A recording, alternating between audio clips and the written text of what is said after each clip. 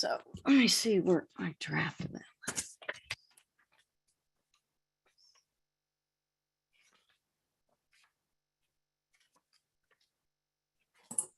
Okay, we are live.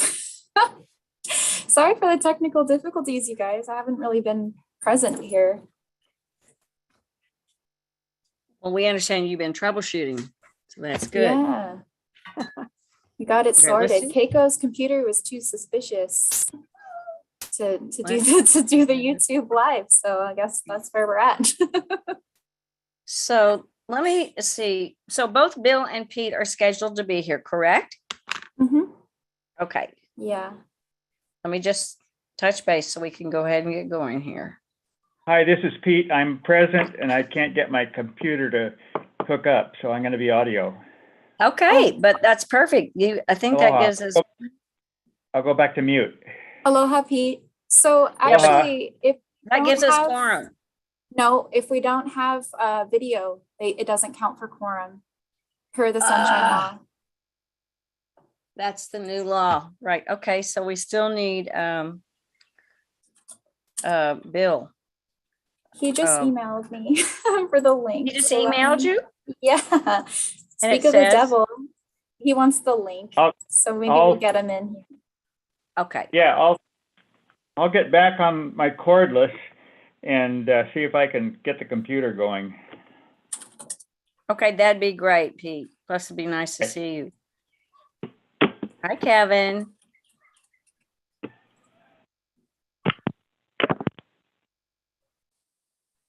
All right. So very shortly, we will be calling this to order. Hi, Margaret. Hi, Ruth. Thanks for joining us.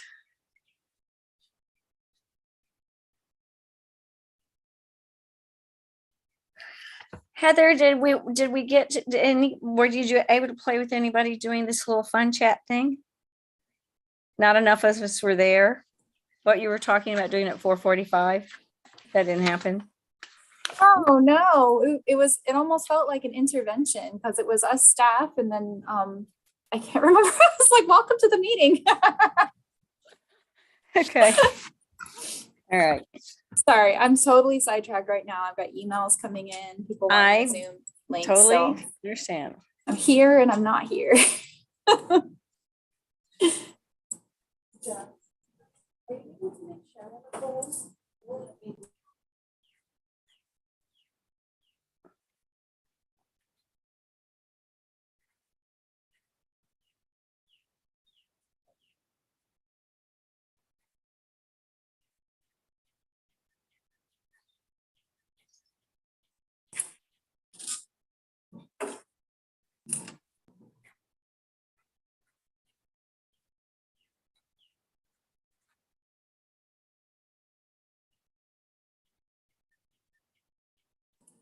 Well, we're not going to have a whole lot of time to do a grounding exercise. So we can No, treat we're not going to this- have any time. Yeah. So we can treat this more as a talk story session. So I had planned in an ideal world where we had time before the meeting started to talk a bit. I had planned to do a little bit of a grounding exercise to just kind of think about the theme of inclusivity and bringing people into the conversation and understanding that we want to hear voices from all different corners of the South Kohala district while we're talking about framing the future for our island and what people want and need to see happen. And so I thought I would just kind of share. We also talked about this in the Kona Action Committee meeting where we all went around and talked about where we're from and why that place is special to us. And for me, I talked to them about living in Kolokomalka, but I've also spent a lot of time living in Waikoloa Village.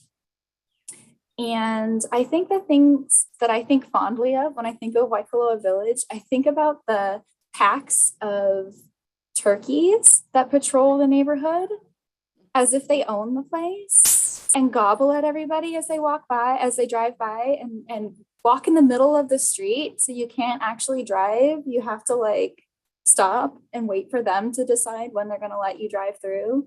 So definitely the feeling that the turkeys run the show in Waikoloa Village. The other thing I thought of in like reflecting on why Waikoloa Village is special to me was I used to love watching the egrets as they fly down the mountain and then back up the mountain. It was like their daily commute going down to the shoreline and back. So yeah, I don't know. Does anybody else have any thoughts to share? It's okay if you don't. Just making conversation. Well, I would say we are going to be doing introductions on where we're from and stuff when we formally, did we lose Scott? Is he there and I just can't see? Oh, no, you're right there. He's still there. Hi, Scott. We're going to welcome Scott to the committee shortly. So as soon as we get quorum, I'm going to call the meeting to order. And I'm wondering right now,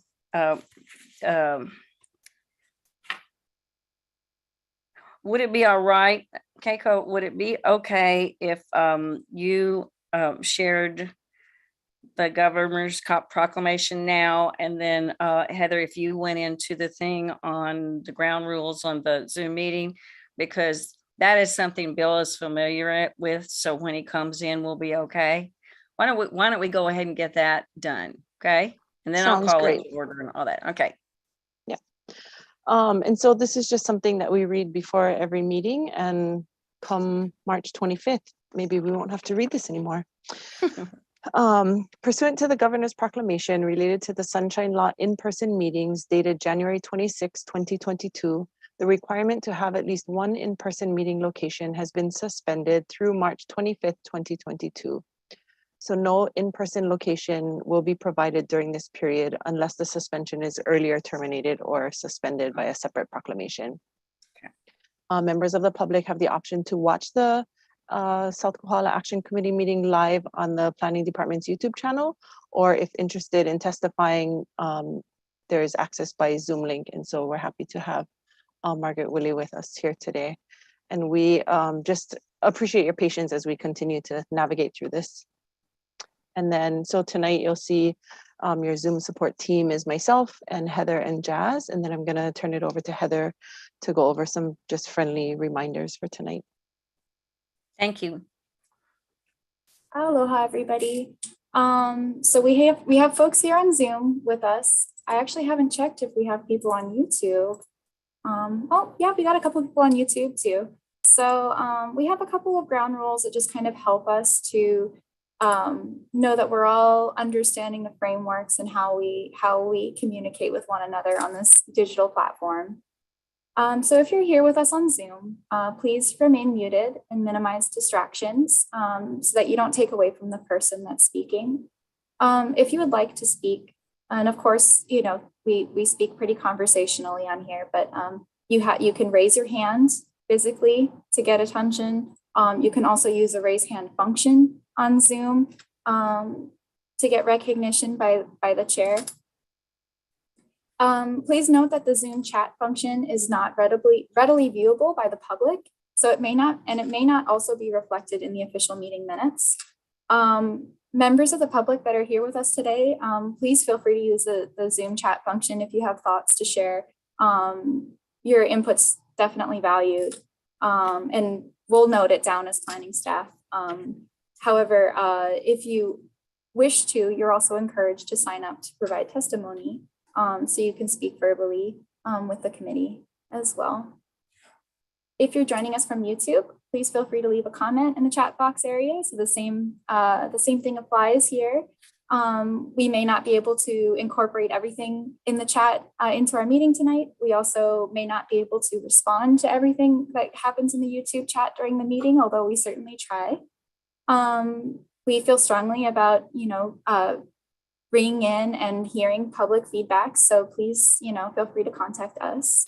And on that note, we host our meeting materials on our website.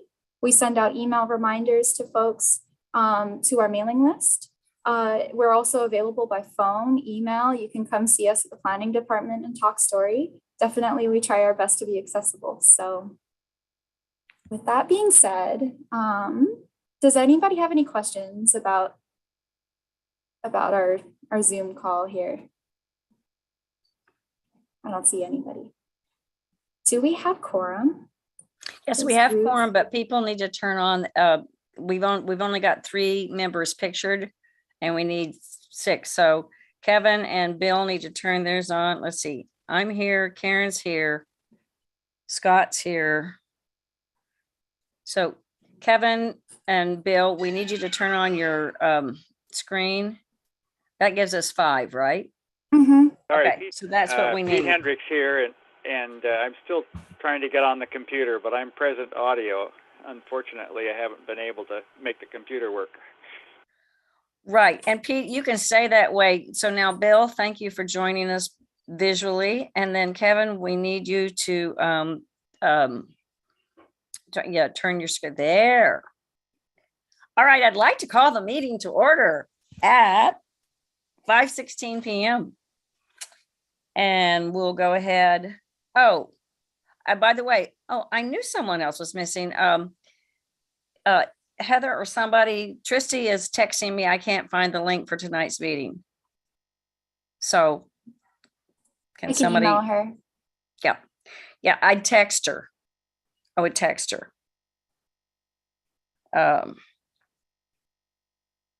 Do you have that number? I do have her number. I don't have, I'll figure it out. Okay, thank you. All right, very good. All right, so I'm gonna go ahead and let's see. I'll go ahead and wait that I'm gonna go ahead and start our roll call vote.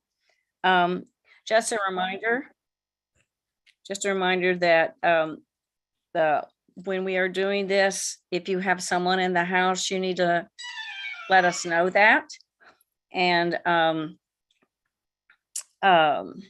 your cameras have to be on to count as a quorum, okay? Well, it says, but Pete, I don't know what the rule on is if you can't get your camera on, what they're gonna do about it. But we certainly want your participation in the meeting. We'll be fine as soon, and we are fine now. Okay, Yeah, so, thanks. I'll stand by. For your information, Julia Allos and Mark Gordon are not joining us this evening. They've been excused absence. So Karen Anderson. Present and accounted for. Where'd you go, honey? You're here. Okay. Pete Hendricks, Kevin McLaughlin, Bill Sanborn, Scott Nagata, me, and then Tristy will be coming in any minute here. And Pete is here. So we definitely have quorum, and we want to thank everybody for being here. We also want to thank anyone in the public who's joined us today. And we've already been over, Bill, we did this before you came on, but their protocols are you're very familiar with in terms of how we interact on this. So we have quorum and we can move forward. We're going to start by with the first announcement, which is to welcome Scott Nagata to the South Kohala Community Development Action Committee. So Scott is joining us right there. There we go. Thank you. Scott, Yeah. would you what we're gonna do is we're just each gonna introduce ourselves and say where we live, and then also just something about why you want to serve the community and volunteer your precious time and talent in this way. As you're on, Scott. Oh, me. Okay. Sorry, I didn't realize it was me. Okay.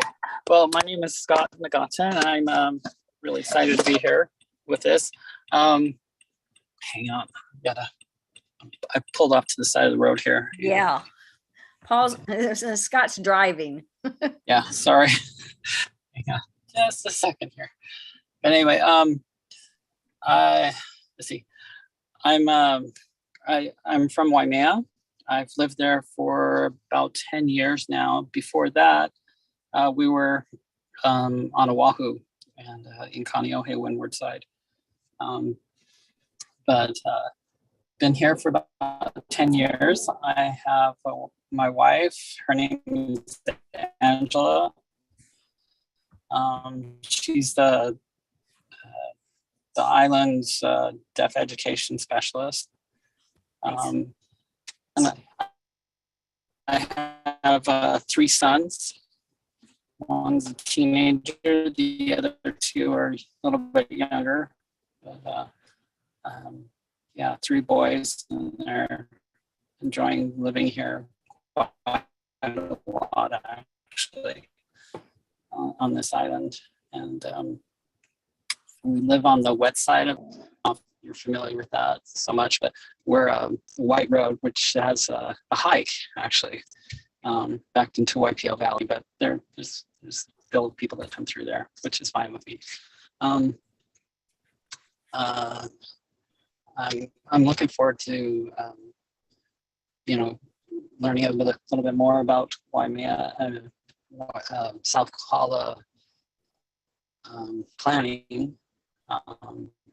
I've been going through a little bit of, I've been trying to go through the minutes of previous meetings and the general plans, I guess. I haven't been able to locate the island plan though, but I'm kind of interested in that as well. Anyway, that's and then for me, I'm actually a mailman for Waikoloa, so I do see quite a bit of the area, and I do see a lot of things that come up. Let's just put it that way. That might be of interest or of concern. So that's pretty good. I don't know if Very there's good. anything else that I could share with you. I don't know. That's great. Just welcome aboard. Yeah, thank you. Thank you very I'm much. going to ask our vice chair, Tristy, would you unmute yourself and introduce yourself, please? Aloha, my name is Tristy Likuan. I live on the dry side of Waimea. Welcome, Scott. Thanks for doing your volunteering, and we're glad to see, some more interest in the community and positively, and you having access to Waikoloa and Waimea, is a good input in our area. So welcome on board. Let's see. Kevin, you want to pick that up?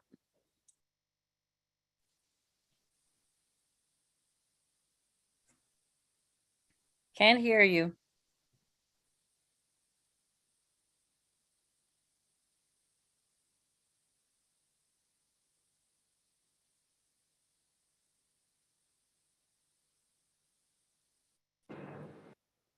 Is that any different? Yes. Okay. I guess the headphones are not going to work for whatever reason. Anyway, my name is Kevin McLaughlin. I live in Waikoloa Village. I've lived here now almost 6 years with my wife and now 2 kids. And I'm looking forward to getting back to a little bit more normal, hopefully after March 25th. And we can all have face-to-face meetings again, and we can get some interesting and fun stuff done this year. Amen to that. Okay. Bill, you want to jump in? Well, can you hear me? Yes. Well, that's good. Scott, welcome on board. It's good to have a generational difference from us that have gray hairs. And I know you're mobile. If you're a mailman, it looks like you're driving. So that probably happens an awful lot. Anyway, I live in Waimea. I've been here since I'm an escapee from Honolulu in 1987. And been involved in all sorts of things and still haven't gotten my first tattoo, which was going to be my hand that said no. So I'm still on the CDP. And, Okay. and happy to have you on there. Be happy to help. And Pete and I get together a lot and just have coffee and talk about things. And certainly we'd have coffee with you if you're up here. I guess you're in Waikoloa, so that we could give you some backstory and make you feel comfortable. Aloha. That'd be great. Pete, you want to jump in on that? Sure. Can you folks hear me? Yes.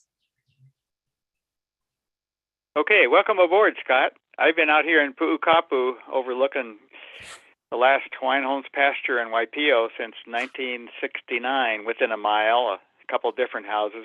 I've built 2 out here, and raised all my kids here, and still think of the great privilege to live in Waimea, and been fairly active with the community. And I look forward to meeting with you in person, Scott, and having coffee and kind of catching up. Thank you, Pete. Karen, you want to go next? Sure. Hello, everyone. I'm Karen. I'm from Puako. Been there about 10 years now. And welcome aboard, Scott. It's great to have you. And thank you for volunteering to work with us. Okay, I'm going to close that out. And I did call Scott. Scott had a nice conversation with you. Look forward to and planning. Thank you for helping. We're still working to give Scott a onboard training for, this little organization we're in, but all in good time. So, but I appreciate already you were already at the joint committee meeting back in January. So that was heartening because, I thought, well, he wants to get in the game. And I'm in Waikoloa, and I was on the steering committee that drafted the CDP that we're still working to implement. Yeah. So along with Margaret. Okay, let's move on. I really appreciative that you're willing to step forward, and I echo what Bill said about a generational gap. So, okay, not you, Tristy, but we're going to move on to, before I go on to this next item on the ports of entry biosecurity program support, Heather, you want to just tell folks how this came to us and stuff, please? Of course, yeah. So the Ports of Entry Biosecurity Program was brought to our attention through the chair of the Puna Action Committee, Franny Brewer, who asked if we would support her in her letter testimony to support this program, which is also a bill that's going through our state Senate right now.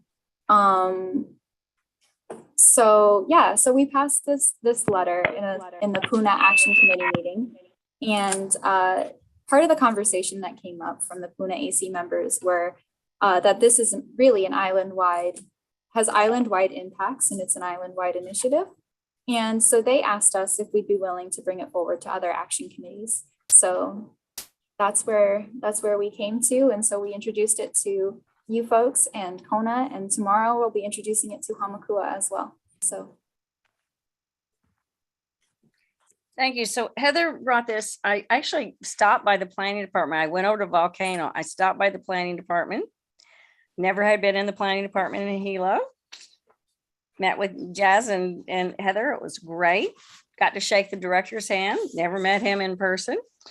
At any rate, she brought in 2 drafts to look at. One, the letter that we're going to talk about later, but she also brought in a draft on this biosecurity thing. And I wasn't paying a whole lot of attention to it until I flipped to the backside and I saw that I was signing it. I got much more interested in the content, and I said, wait. So the letter, the original thing was to the person who runs the program in for the state, right? And I wasn't sure how that would have an impact. And also then when we moved to where we're talking about testifying in the legislature, my concern was that we are an advisory committee, but as individuals, we can testify, but it was not comfortable sending a letter from the action committee to the legislature. So that's how we got to where we are doing just a little factual piece on this. So you members of the committee did get the 3-page handout that told about, how important this is, why it is. It's sunsetting in June of this year. A 5-year pilot program is sunsetting. And so It also, right now, as I read it, and I'm not an expert on this because it's real recent on my radar, but right now, all the major airports have it. 6 major airports do screening, and that would terminate if it's not rebooted, which is both Dave Tarnas and at his request, Lorraine Inouye introduced the legislation on this, and they've been spearheading it. So it appears to me, and I'm not 100% sure about this, I'm going to know more before I submit my testimony tonight, because there's a hearing on this tomorrow. And it doesn't look like Kauai High or Hilo Harbors are part of this port of entry thing. I believe that all the seaports are on Oahu. So that's going to be one thing that I mentioned there. Heather, can you pull up, did you get that fact sheet from me? Okay, can you pull that up, please?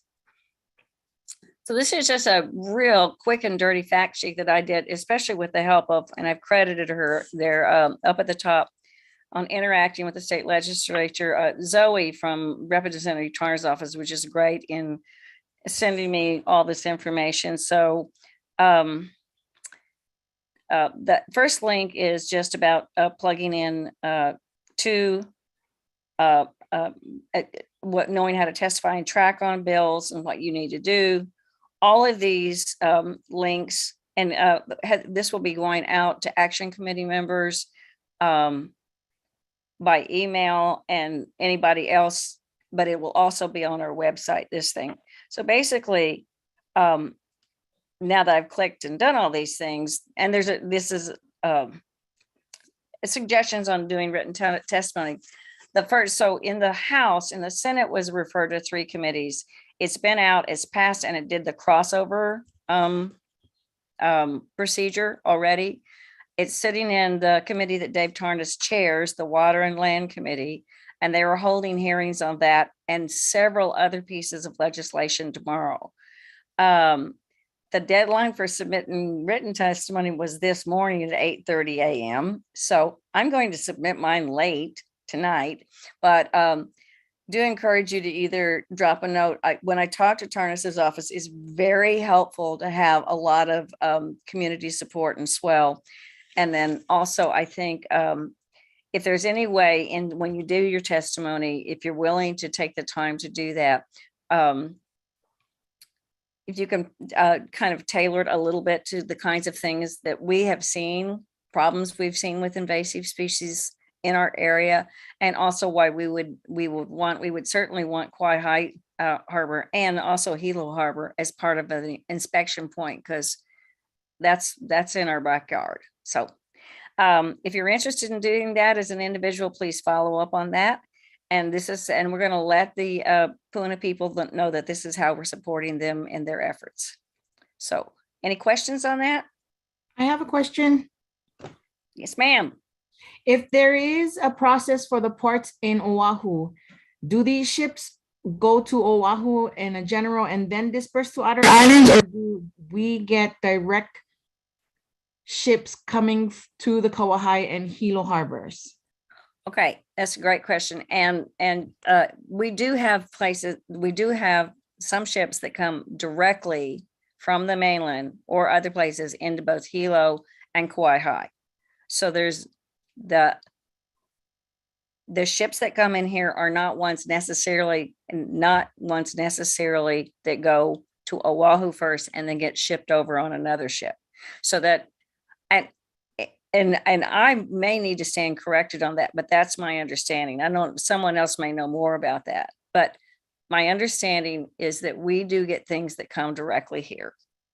So if that's the case, then our ports also need to be screened.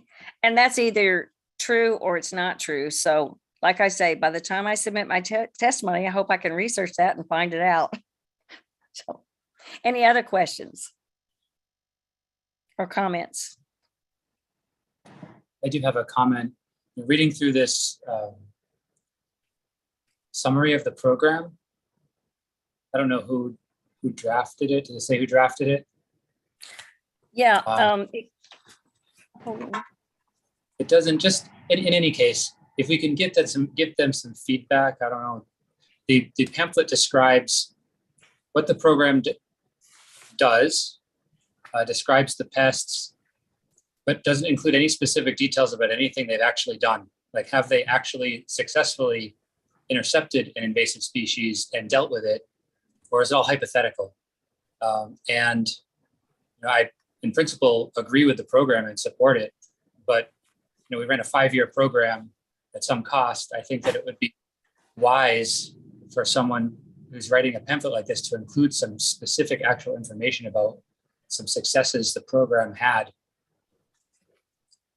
to justify the continuation of it, instead of just all hypotheticals, right? So, so that's a piece of feedback. So for me reading it, I would say, yeah, I agree with the program, but I don't know what you're doing, and I don't know if it's been successful, other than you just saying that there's a benefit cost.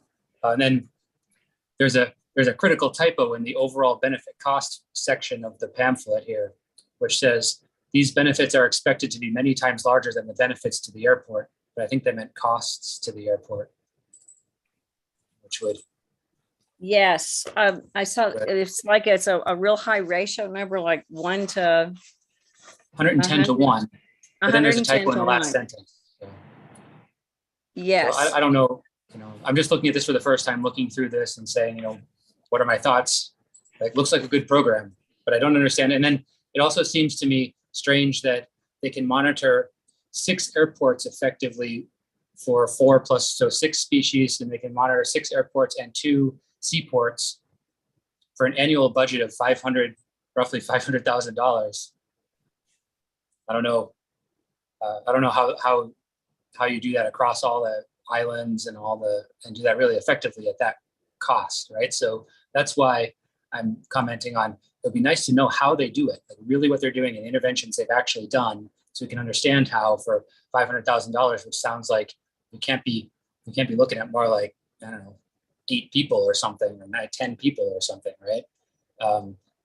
How they would effectively really do that, so that we're actually going to get the results that we want out of it. It seems like if you're really going to do this thoroughly, I would have expected, a 1 on the front of that.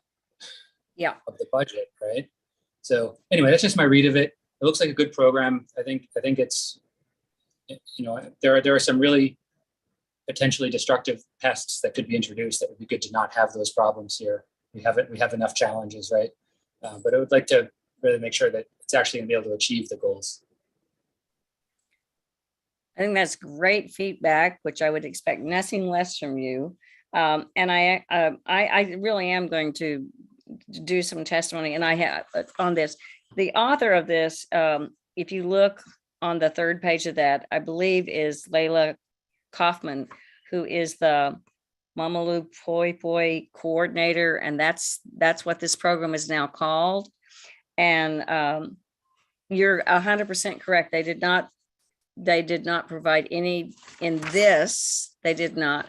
And I also think that would be something I will call Tarnis's office again, because David did take lead on introducing this and then got Senator Inouye to come in on it. So, and this is also his committee that he chairs. So I think that, maybe I'll just say that just in a public discussion last night in our action committee that this came up, and these were the questions that came up, because I think that's really, really valid point. So unless you want to write testimony too tonight.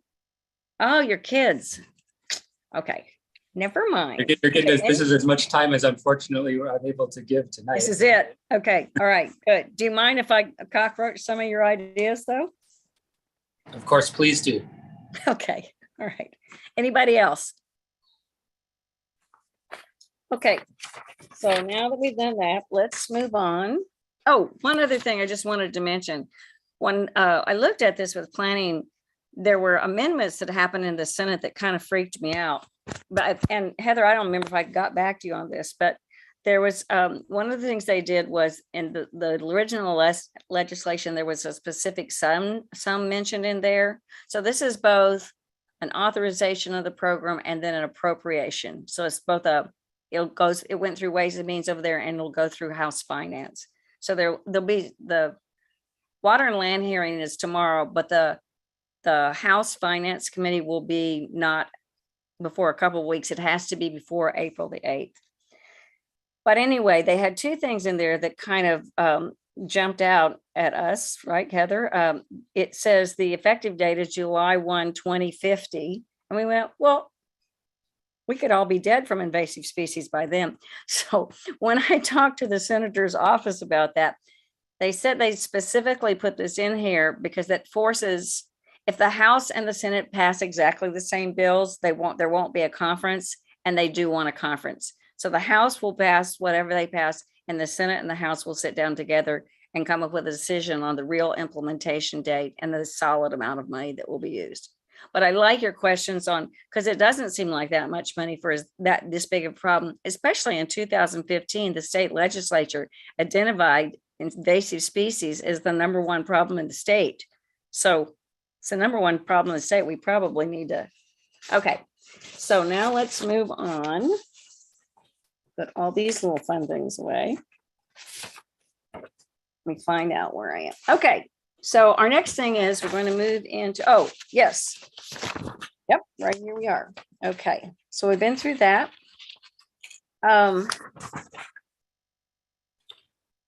Okay, so now we've got, you all have received copies of the minutes from both our November the 8th meeting and also the joint meeting that we had. Some of you attended in January.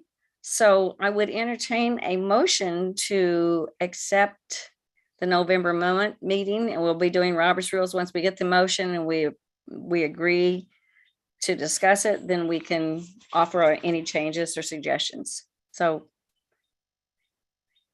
Bill's raising, he's saying he's so moved, and Christy's raising and she's seconding. Okay.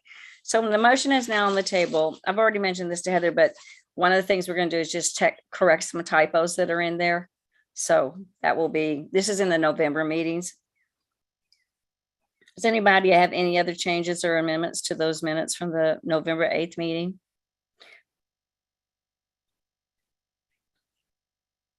And Scott, I'm going to ask you to recuse yourself on this because you weren't at that meeting. So when we vote, I don't want you to vote for it because you weren't there. Yes, thank You you. can vote on the January ones, but not this one because you weren't there. Yeah. Okay. So all in favor, then please raise your hand or give a thumbs up. Okay. And Pete, I'm seeing Scott, I'm not seeing you at all. Oh, I told you not to vote. Hello. Okay. So did anybody count? So that was 1, 2, 3, 4, 5. And Pete, I see your hand raised, I'm sure. Okay, so we got 6 in favor and one abstention. Okay. Since Scott is on board. And then now we're moving on to the joint meeting that was January the 19th, 2022. Do I have a motion to approve the minutes of that meeting? So Come move, on Pete. now. Pete, thank you. Second? Bill, thank you. Okay. So does anybody have anything to add to the minutes of that meeting? Any corrections or changes? Okay. No, but I wasn't in attendance. Yeah. We actually were well represented there though. We were, it was good. We had a real good representation, including that Scott was there. So Scott, you get to vote on these minutes because you were there. Okay. All right. So all in favor of approving these minutes, please raise your hand. Keep it up for just a second. 1, 2, 3, 4, 5, 6. And Pete said I saw that we got 7. Okay. So the motion passes. All right, now, done with the approval of the minutes, we're moving on to public comments on agenda items. We've received one request to provide public comment from Margaret Willie, very active, served on the steering committee with me when we wrote this community development plan and served us faithfully for 8 years as our county council person. Margaret, my understanding is that you wish to speak on items 2, 3, and 4. And in the interest of time, which we didn't get started on time, we will hear your testimony now. And what I'm going to do is take notes on what you say and briefly restate that when we get to the agenda item that's pertinent to, if that's okay. So can I go Margaret, ahead? Go ahead. Margaret? Yep, you got the green light. Okay, yep, Margaret Willie, I'm testifying on my own behalf, and yes, I was on the steering committee with Ruth and others. I did do a lot of drafting, especially the basic principles in the beginning part of the plan. So Scott, I encourage you to read those overarching principles, public trust and other issues. I just want to say that a while ago, I was thinking about requesting to be on the CDP committee, but I went to the CDP site and it said there's no vacancies. But while I was waiting to get on this meeting, I went to the fact sheet and it says there's 6 holdovers and 1 vacancy. Well, now with Scott on, that would cut that down. So the information that I got a while ago was— Margaret, No? I have to interrupt you. That's Yeah. not an agenda item. So Okay, I need you to okay. testify on 2, Okay. 3, or 4. Okay, yep, okay, I'm gonna talk about number 2, CDP priority for federal infrastructure funding. Ruth, I have not seen your letter that's referred in that comment. I think it says that you're submitting a letter on that. But anyway. I'm sorry, I submitted testimony at the January meeting to the director, and all I did was take that and convert that into a letter for him to take it to the mayor. Okay, okay, it's mentioned in the agenda stuff. Anyway, I just want to ask that the connector road, Waimea, from Mamalahoa to Kauai Road be put as a priority for that federal funding. That federal funding is available not just to projects that are shovel ready, but are project worthy, okay? And that road would connect from Mamalahoa near the rodeo, go down along on Parker Ranch open land, and then connect to Kauai Road, depending on how much funding there is. Originally, it was, let's look at it for around the recycling center. Then it was also, maybe it would be better Mackay, or even if there wasn't that much funding, that it be around Opella Road. This priority is in the CDP on page 75 in terms of Waimea. And let me just say, my interest in that and the connector road going around the backside of Parker Ranch was really started in 2006 when there was a cherry blossom festival and 5 ambulances were stuck in the traffic and couldn't get to the hospital, and there were dire consequences. So it's been whereas in a lot of places, it's a complete, you have to go through that single intersection right now. And just a few more points is that, like 2006, Parsons Brinkerhoff did I think we paid the hundreds of thousands of dollars as to what needed to be done in this whole area. And they said that doing those 2 parts of the connector road were critical, not just to the area, but to the county, because it provides north-south and east-west, all of that. It came up. Margaret, I'm going to interrupt you for just a minute. Heather, would you please read, we can't find the part of the letter that talks about Waimea. Will you find that and then read that to us?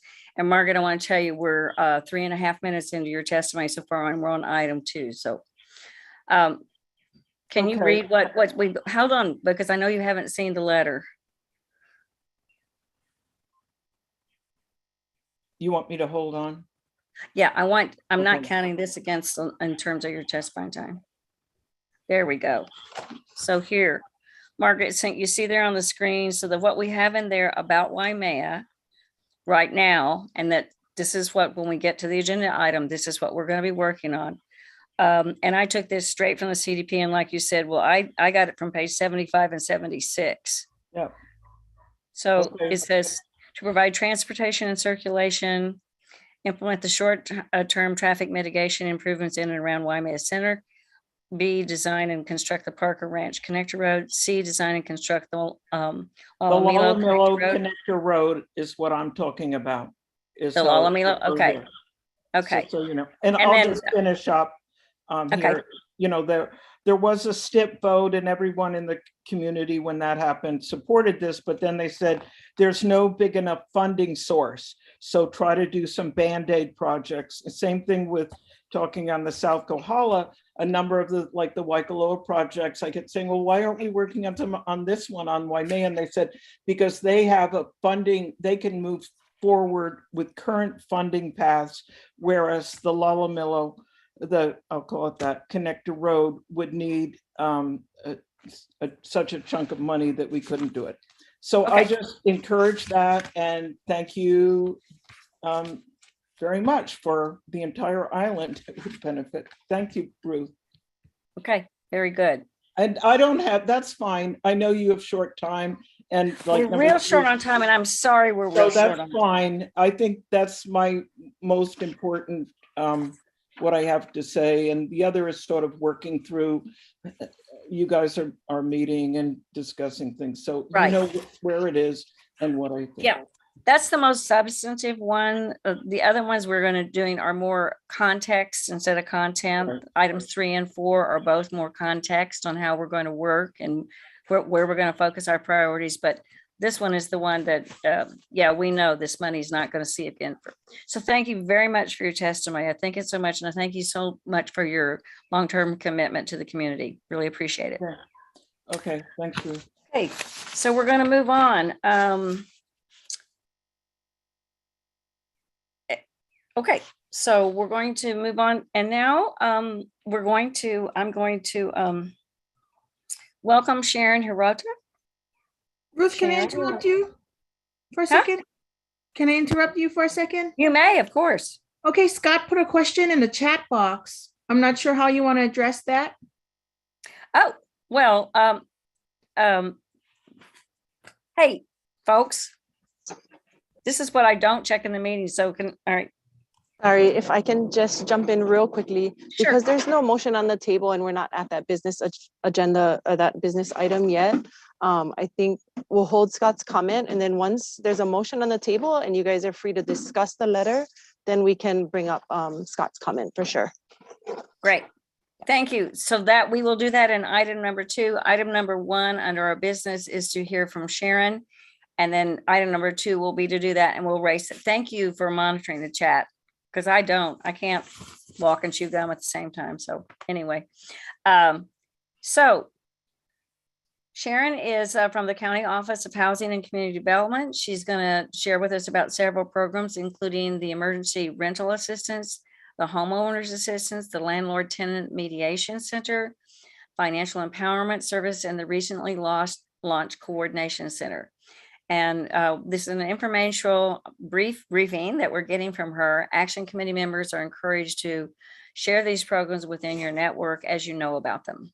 Okay, Miss Sharon, unmute yourself and you're on. Welcome. Aloha. Thank you for having me this evening and for allowing me to be on your agenda. Truly appreciate it. I know we're running time constraints here, so I will keep it as brief as I can, but I always have the door open should anyone need to reach out and want more information. So I work for the County of Hawaii with the Office of Housing and Community Development. I'm going to share my screen. Can you see my screen, or did I just? Please no. Can you see my? Okay, thank you. So as I was saying, Sharon Hirota, I work for the county with the Office of Housing and Community Development. I'm charged with overseeing and managing several programs as it relates to our work in responding to the COVID-19 pandemic, and as we work on our road to recovery and continued resilience here on Hawaii Island. So thank you, Chair, for giving that brief overview. As she indicated, I will touch base this evening, going over very briefly about several different programs that we've launched and then ending with the launch of our Financial Empowerment Center. So the first one is our Emergency Rent and Utility Assistance Program. We launched this with federal funds back in April of 2021. So we're coming up to a 1-year anniversary to date.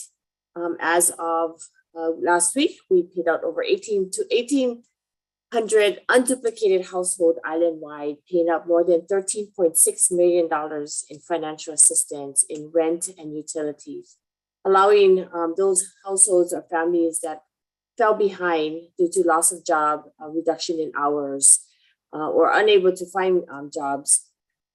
We were set out and charged with delivering of these resources to ensure that people could maintain their housing. So working alongside Hawaii Community Lending, they turned around and then partnered with 6 on-island nonprofit organizations in the delivery of such services. Very unique in the sense that a couple of things we're trying to achieve. One is to continue to keep some of our staff members employed at these nonprofit organizations, but also provide job opportunities for those who had lost their job to help others in the community. So we're very proud of this partnership. They're working with one application, one set of policies and procedures, and they've come together as a Hui, as a team in the delivery, consistent delivery of services.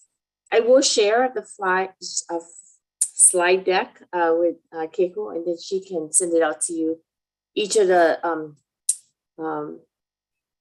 PowerPoint presentation includes links to the websites if anyone is interested in getting to the details of the programs. The next one is contract with Kuikahi Mediation Center as well as the West Hawaii Mediation Center. In August of last year, when the governor renewed the emergency proclamation, he lifted the moratorium on evictions, allowing then opportunities for landlords, should they wish, to go through the eviction process if households fell behind on their rent. We were expecting, at least throughout the state, this slew of eviction notices coming through the court system. And so we're happy that the legislatures came in and modified temporarily the landlord tenant code, and then requiring landlords and tenants to go through mediation process at no cost. And so the county stood up this program and worked with existing mediation centers to deliver. We've been very successful. Over 95% of the households that received eviction notices and went through the process were able to stay in their house, secure housing. The other 5% chose in one form or the other why they wanted to end. There was no solution found, and so they moved on to find other housing solutions. So again, working with both Kuikahi Mediation Center covering East Hawaii and the West Hawaii Mediation Center covering West Hawaii. The Coordination Center, this was launched right before the holidays in November of 2021. It provides space for people to call or text and connect with a navigator that can help them navigate the various resources that are available in the community. What we were trying to do is prevent people from having this slew of resources and then having to call multiple agencies to figure it out.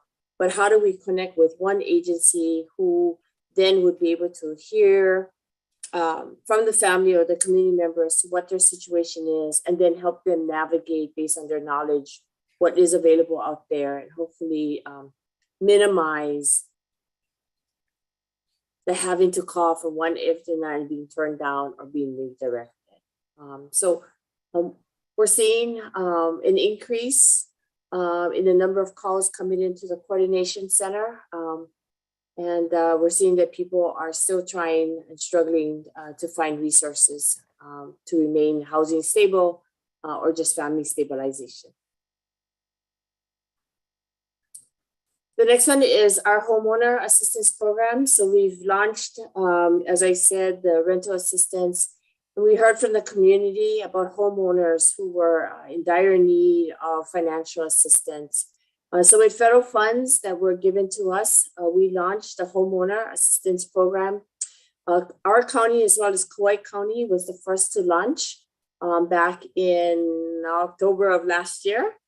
And it provides up to $30,000 in grants to assist homeowners who are in financial hardship to pay past due mortgages or to work on a payment plan to reduce monthly payments going forward. It is truly a case by case. It goes back to people who were impacted by the pandemic as far back as January 21st, 2020. And is our focus, the program allows to help families who are at 150% of the area median income and below. So even if there are some families who have gone back to work, whether full-time or part-time, many of them still qualify for these programs. So Hawaii Community Lending is on contract with the county. We also have what we call HUD certified counselors here. When someone applies, it's not just about putting a Band-Aid on the situation and paying somebody mortgage, but really having a conversation about if we get you caught up in your mortgage, maybe stepping back, what is the best use of the $30,000 if you are eligible for the program? Because even if we pay down your mortgage and get you, even if we pay off your back arrears on your mortgages and get you caught up, the bigger question is, can you afford it moving forward? And so our HUD counselors are there to help the family to look at what is the best solution to help the families.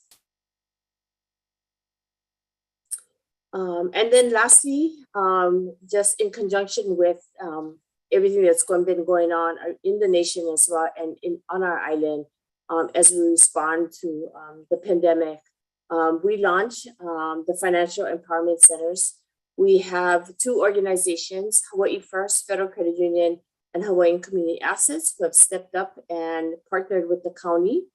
We received funding from the Cities for Financial Empowerment, which is a fund that's providing a grant to the county for the launch, as well as matching funds from our partners at Hawaii Community Foundation. So what is an FEC? So before we talk about that, oh no, I think I have to wait. Sorry, I have to stop my share and restart my share. Sorry, guys.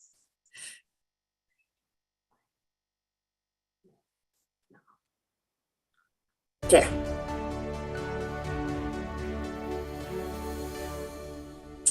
We are so excited to announce the opening of Hawaii County's newest public service, the Financial Empowerment Centers. The Financial Empowerment Centers will offer professional one-on-one financial counseling to all of Hawaii's residents who are 18 years of age or older with no income or asset restrictions. These services will be offered at no cost. We know that financial Sorry. Oh no.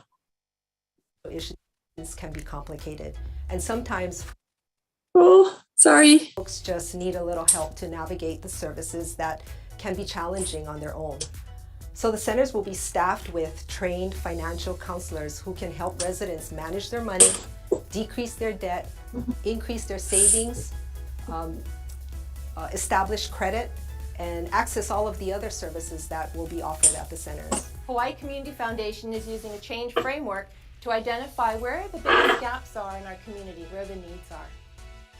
We believe that we can do this in partnership with our donors, the nonprofit organizations, community, business, and government. When our administration took office, we had a mission of helping people thrive, not just get by.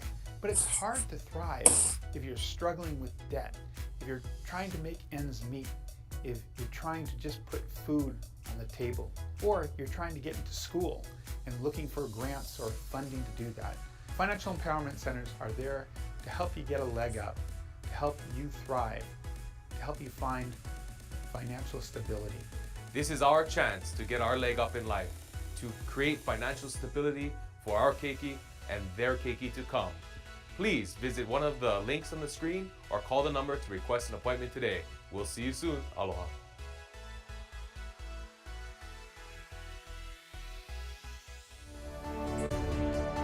Oops.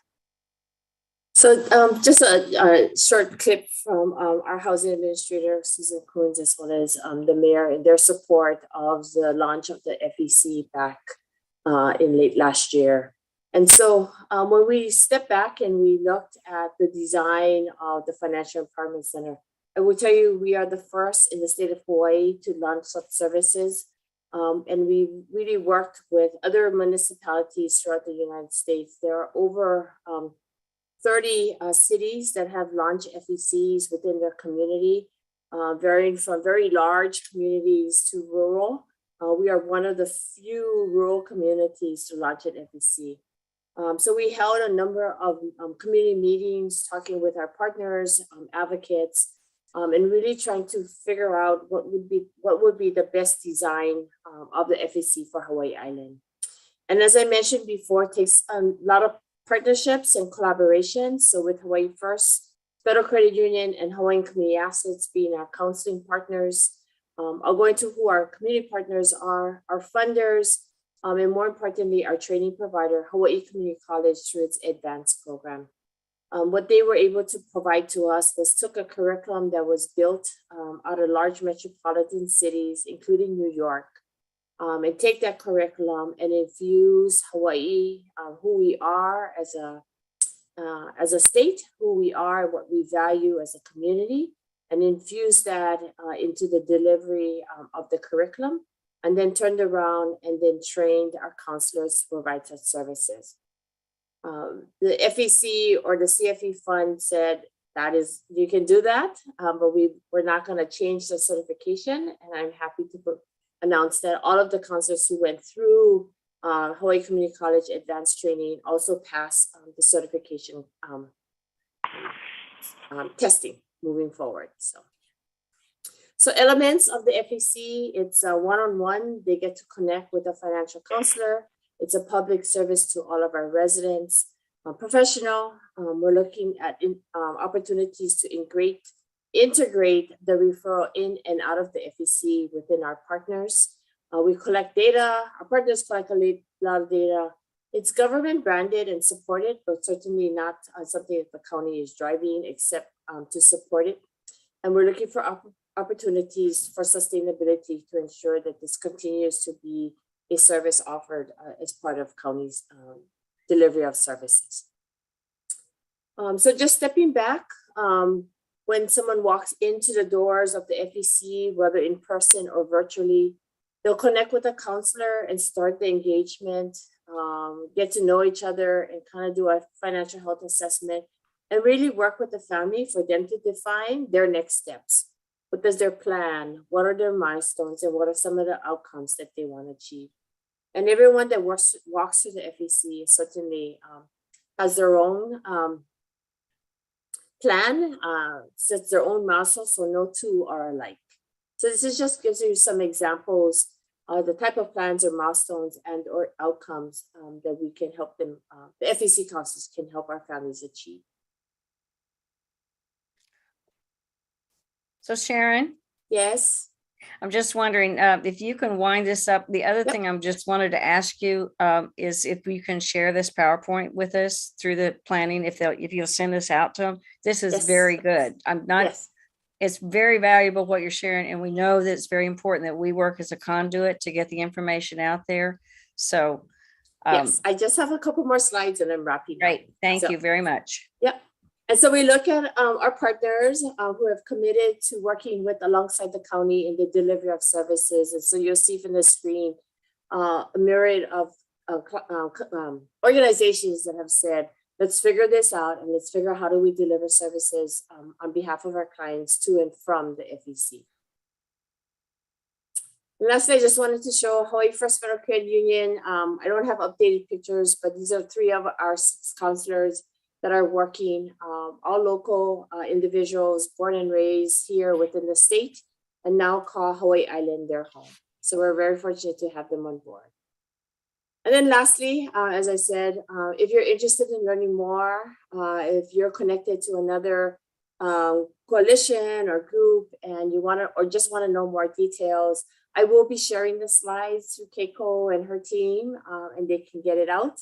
We really are working grassroots trying to share about the programs to ensure that everyone who is eligible for it takes advantage of it. Thank you.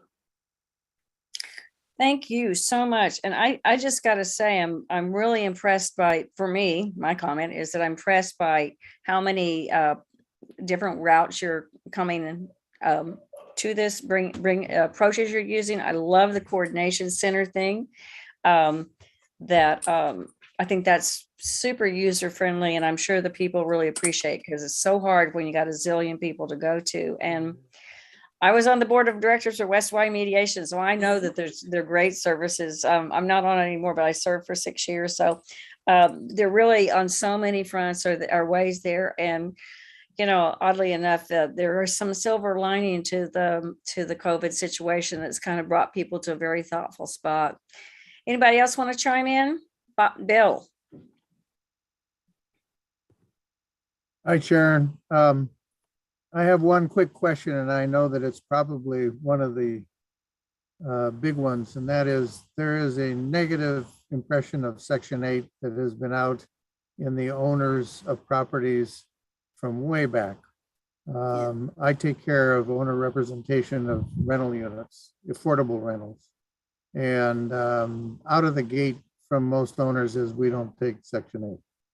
So how are you addressing that negativity and trying to overcome some of the objections that originally caused all of this negativity? So I would tell you first off, before I started getting involved with community engagement, I used to manage the Section 8 program for a number of years. So I've heard it all. We worked hard. You know, we have over 900 landlords who trust the system here on Hawaii Island and said, I'm willing to rent. Just recently, mid-year last year, our office hired a landlord engagement individual, staff person who's hit in the ground and started doing different meeting with different organizations, individuals, and really trying to turn that mindset of, you know, the negative comments about Section 8. A lot of our families just need help. It's unfortunate that the negative stories get out more than the positive stories, right? We had a number of families who have moved from Section 8 to homeownership, whether it be through Habitat or self-help or purchased on their own. It's those stories that you don't hear, but you hear about the one out of 1,000 that may have damaged the house or may have had. So a couple of things, we had hired a landlord engagement, and we're doing more connectivity to our partners to provide case management. So truly there is, I call it a triangle, right? There's the county, there's the Section 8 program funds it, and then our case management, just to make sure that we're triaging and so providing the support as needed to those families. So it will take a while to turn the tide, but we're certainly committed. So thank you. Well, the interesting thing is that what I remember the negativity from way back 20 years ago, whatever, was that they'd have to come out and inspect the house. And there must have been some kind of real, for lack of a better word, anal process that went on about checking the house to see if it was available for Section 8. And I'm not quite sure what that is. I'm just letting you know that's what stuck in my mind over these many years. But the owners have just out of the gate said, no, we don't want to deal with the government. So it is a PR situation. And I deal with a lot of affordable rentals. I'm in Waimea. And I'd like to change that. So I probably should contact you and get some of the positivities that are going on. Certainly love to partner. Thank you. Thank you. Thank you. Karen? Good question. Thank you, Sharon. How are you guys working with the churches? So churches have been inundated with their congregants as well as just people living near them with help. How are you working with them? Because I know even my church alone, we try to, house many people. So thank you. Yeah, so there's actually two coalitions that we're working on, one in East Hawaii, which is, and so we're very, we want to work with the churches. We're working and sharing this information about the various programs because we know in some of the cases, people reach out to their church and they're, to seek I need help. How am I going to do it? And so we really want to make sure that we empower our churches with information. And so we're open. There is also a West Hawaii faith-based Hui is connected to the Community Alliance Partners. Janice Jones out of Waikoloa with the Latter-day Saints Church is one of our leaders. She just came on board, and so yeah, we're open to talk to anyone. So let us know. Great. If there are no more questions, we're going to move on to Kevin. This is something that I just have some interest in, but I don't really have a good understanding of the scope of the problem here on our island. I'm wondering if there are any, and I haven't looked for this, so forgive me if it's available easily, but are there any statistics available, like how many families are in this situation, how many individuals are in this situation, how many get help, how many don't want help? I'd really like to understand the true nature of this type of problem on our island. I don't have a good understanding of it right now. So I can tell you that annually, due to COVID, we took a break in 2021, but we were back up in 2022. But annually, the county, in partnership with its homeless providers, are required to do what it's called the annual point in time count. And it's always held on the last week in January. And we canvass for a week the entire island with our homeless providers as well as volunteers from the community in areas that we know that our homeless community tend to hang out at. And we ask them a series of questions so we can get to know who they are and gather information. That report is actually good timing, is coming out. We completed in January. We're pushing our contractor to summarize all of that information by mid-April. So I can share it again once that it comes out. It will tell you based on Hawaii Island, those that are unsheltered, those that are singles, those that are married with no children, families. You'll see how many keikis are experiencing. It's a very eye-opening report. It'll also tell you it'll compare year to year. So it'll tell you how many people actually moved out of homelessness into some type of permanent housing and how many people entered the system. And part of my work in delivering all these services is to ensure that our number of families entering homelessness decreases, right? Because if we don't do this, then their housing is gonna be unstable and likely. We also look at households, and we work with the DOE that know the children that are doubled up in the community because they're at risk, so they can't afford the rent. So we look at all of that data. So the report is coming out. I'll make a note to share it, and then we'll send it out. All right.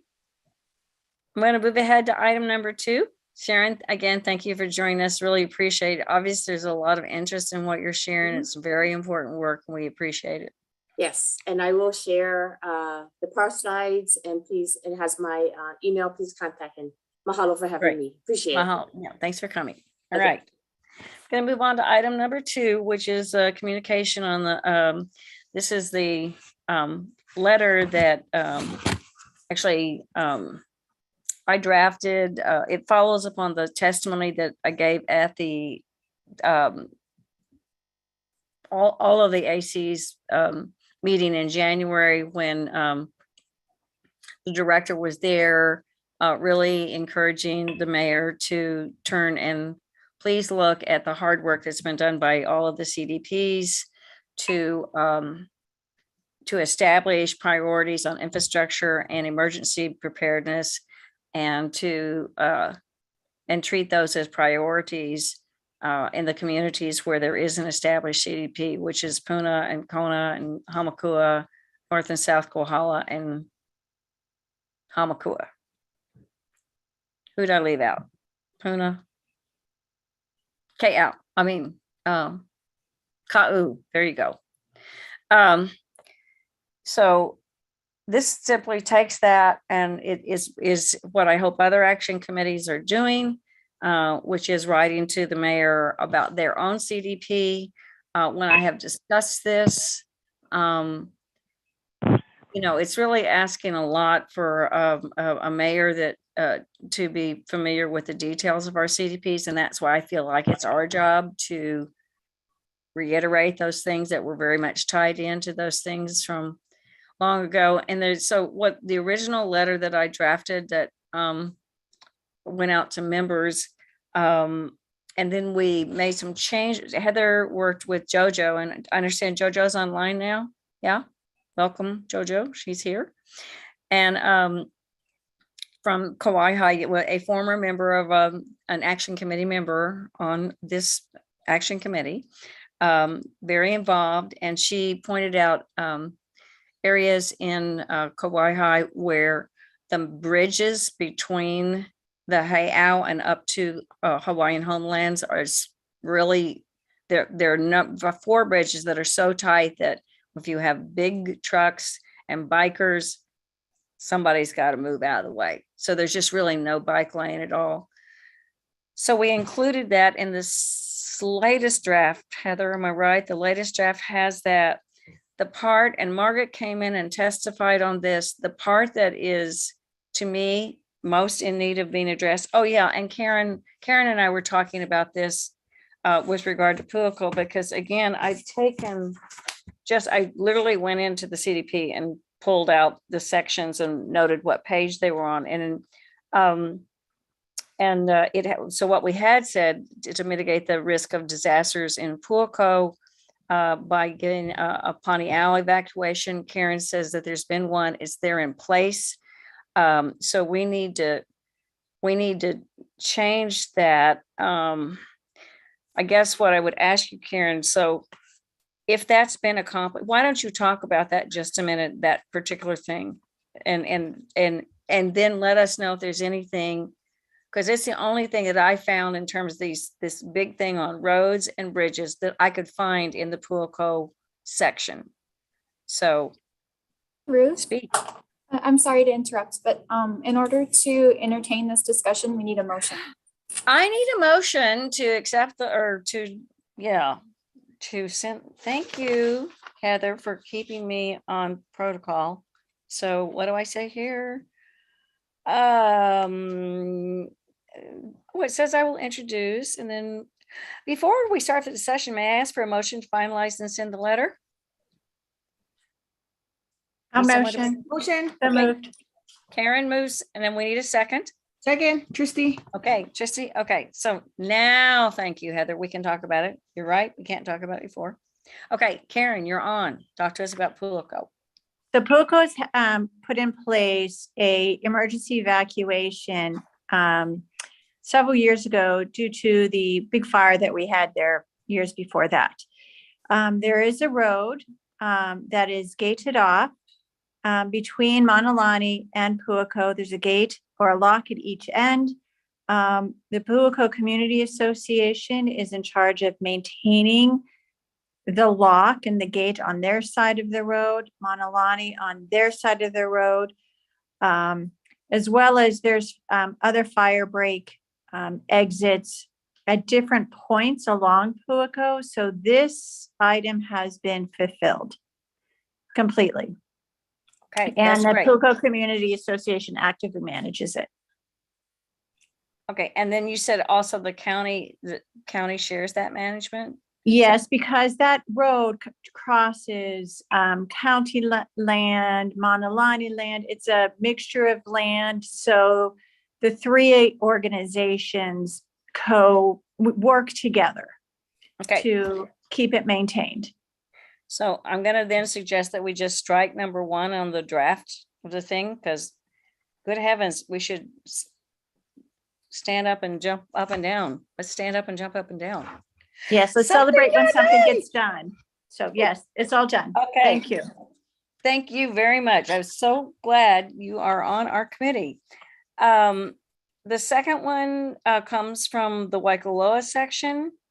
It mentions both the second access, and then the threats of wildfires. I think Heather, you made, I think I'm not looking at the most recent one because my first draft came directly from the CDP, and the only in the section on Waikoloa doesn't specifically talk about a stoplight. In the references at the back, it does talk about the fact that in the general plan, remember this, Kevin? In the general plan of 2005, it said Waikoloa needs a stoplight. Okay, that's a long time ago, and we still don't got one. So what did you do wording wise on this, Heather? Could you? So there's another item for that. It's further down on the list. And you might also be looking at, here, let me share my screen. I'm looking at an old, I know I'm looking at an old draft. So it should look like this. There we go. Sorry. Okay. So let's go back up to, let's go back, because we're going to do this right now. Go up back to number 1 and take that out, because that's done. Just specifically number, yeah, that whole thing. You can put a happy face or something, but Yeah, that's all I got. Okay, so that will go out. So now we're back to this, and this is correct. And then keep going down. Let's see what else you got. So that's verbatim what I had before. Yeah. So then it's item 5 that you added. Mm-hmm. So that's the Waikoloa Road intersection. I mean, right. So that's the intersection. And that was, like I said, it was in the CDP by reference to that general plan. Okay, so that's good. Now, and Jojo, I know you've looked at this. I think we're good with, if you guys will take a look at 6, because that's the changes we made into Kauai High based on the input we got from Jojo. Yes, I do, but I also wrote, because I missed the public comment, I also added in the connector road for Kailapa, because we have only one way in and the same way out. And so we need to connect somewhere to get out of our subdivision in case of a fire again, or even an accident, or, I mean, the ambulance can't even come in if we got something happening in a subdivision. So, what else? Are you talking about in and out of Hawaiian homelands? Yes. Okay, so you're in the same situation. Yeah, in the Kailapa subdivision, there's only one road, and that goes in. Oh, maybe I should explain more, Ruth, and that is Kailapa also houses the emergency shelter for homesteaders as well as all of neighbors up to Kohala Ranch. So in case there's fire in the whole area down there, we have the emergency shelter. We also have a community center that is available to the public, our neighbors next door, because they have none. But we only have one access into Kailapa subdivision, and we have to use the same one to come out. And so, like, we had high wind situation and the electric line fell down at one of the intersections. Nobody in, nobody out. So we kind of like to address that, and it's in the documentation for Kauai High. It's one of those things in the CDP document for Kauai High. Thank you. Okay. All right. So we've captured the things about the bridges, which is yes, we did. It's not that it's unimportant at all, but it's not quite the same as not being able to get in and out in case of fire, because that falls much more under emergency evacuation kind of things. So, but wait, you're saying that if I flip in the CDP here, I'm going to find that it mentions the lack of access in and out? Yes, yes. Really? Okay. Hey, Jazz, you're really good at this. Why don't you see if you can find that? Because we need you guys to approve this letter and for this to have, I mean, we don't meet again formally until May the 9th. So if we don't go ahead and get this to the mayor or to the director so he can advocate with the mayor as these budget decisions are going to be made, we're going to have done a good thing too late to matter. So I'm anxious for us to get a letter that we can agree and vote on. And that's the dynamic part of this right now. Okay. So. Excuse me, can you add that as number 7? Well, let me hear from the action committee members on, because we're going to have, wait a minute. Thank you. Is this what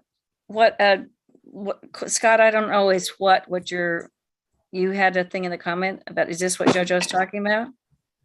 I'm sorry, I don't know where Kailapa is, so that's why I just did a search on it. I was trying to figure out where it was. Yeah, it's the Hawaiian homeland. It's down, it's between, what is it? It's between the turnoff to go up to Kohala and then So by past Kohala Ranch, before Kohala Ranch. Yes, it's this Okay. side of, yeah. Okay. But it's past that I industrial understand area. where it is, yeah. Okay, good. Thank you. Yeah, we got to be careful that everybody understands, because there's a lot. You don't have a mail route there. No wonder you don't know. Okay. All right. Thank you. So yes, you're very welcome. So I'm Kevin, I'm doing a checkoff on Waikoloa that we're covered. It sounds like we don't need anything in Puako. We've got part of what's been raised about Kauai High. We haven't captured the second part that Joe just raised, but the really fun one is Waimea. So 3 and 4 both have to do with the Waimea area. And Bill sent me a text he's going to explain to all of us. So it's a complex issue, as I understand it, that it has to do with transfer of who is taking care of the road. Bill, do you or Pete want to address this? What should we say that we're requesting to the mayor to do in Waimea? Pete, why don't you go first? I need light. What happened to it? Thank you. I think one of the items is just to make sure that the connector road, which goes back to 2008, the connector road we're now talking about is the extension of Ala Ohia to Kamamalu, which would really go a long ways toward helping the traffic situation in Waimea. It's not a bypass, it's a connector road. So that was part of the Parker Ranch 2020 plan, and it's somewhere along the way. I don't know if it's shovel ready. And then since the state has now taken over the road through town from essentially from Mud Lane out to the airport and then down to Waiaka Bridge, I'm sorry, Halikea. We want to encourage the completion of that wonderful plan that we went to 7 or 8 meetings for, to improve the intersections of Mamalahoa and Lindsay near Parker School, and then Waihai Road and Opello Road. Okay, so I'm gonna, if we're gonna finish this up, I'm gonna make a recommendation that shoot, how do we do this? The wording on Waimea isn't, or is the, first of all, on item 4 is the Waiaka Bridge thing. Is that what we want to ask? Is that, which I took straight from the thing, is that what you want said about Waimea? To widen and realign the Waiaka Bridge, you specifically asked for it. Yeah. Can we and leave that Waiaka one Bridge, alone? yeah, yes, because Okay. Waiaka Bridge is in process, and we're told that we're going to be. I think the environmental assessment comment period is complete, and we're going to be going out to bid. And we're told that construction will be next year, so that's pretty far along. Okay, so But could be included in the letter. okay, all right. So now I don't know how to do this. And even think about Hey, adjourning Ruth, by. may I make a suggestion? Sure, yes, please. We should all have this letter open in front of us, and we can just suggest specific actual edits to the letter rather than conceptual discussion at this point.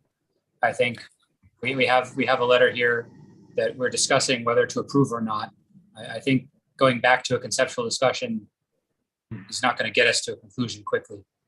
So if I could Yeah, and suggest that's actually, propose that's what I was specific edits. suggesting.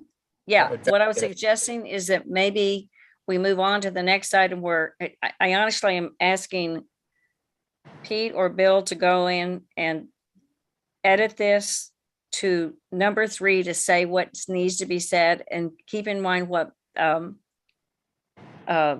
Margaret also testified about.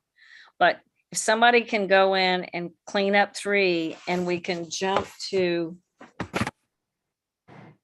if we could table this for right now, because I completely agree with you. We're not going to sit here and edit this, but if somebody would take the lead on that, we can make, not everybody works well with Google Doc, Scott. It can get really, and also I really only want Pete and Bill working on this, and also in remembering what Margaret testified, because it's to Waimea that I don't need to work on it.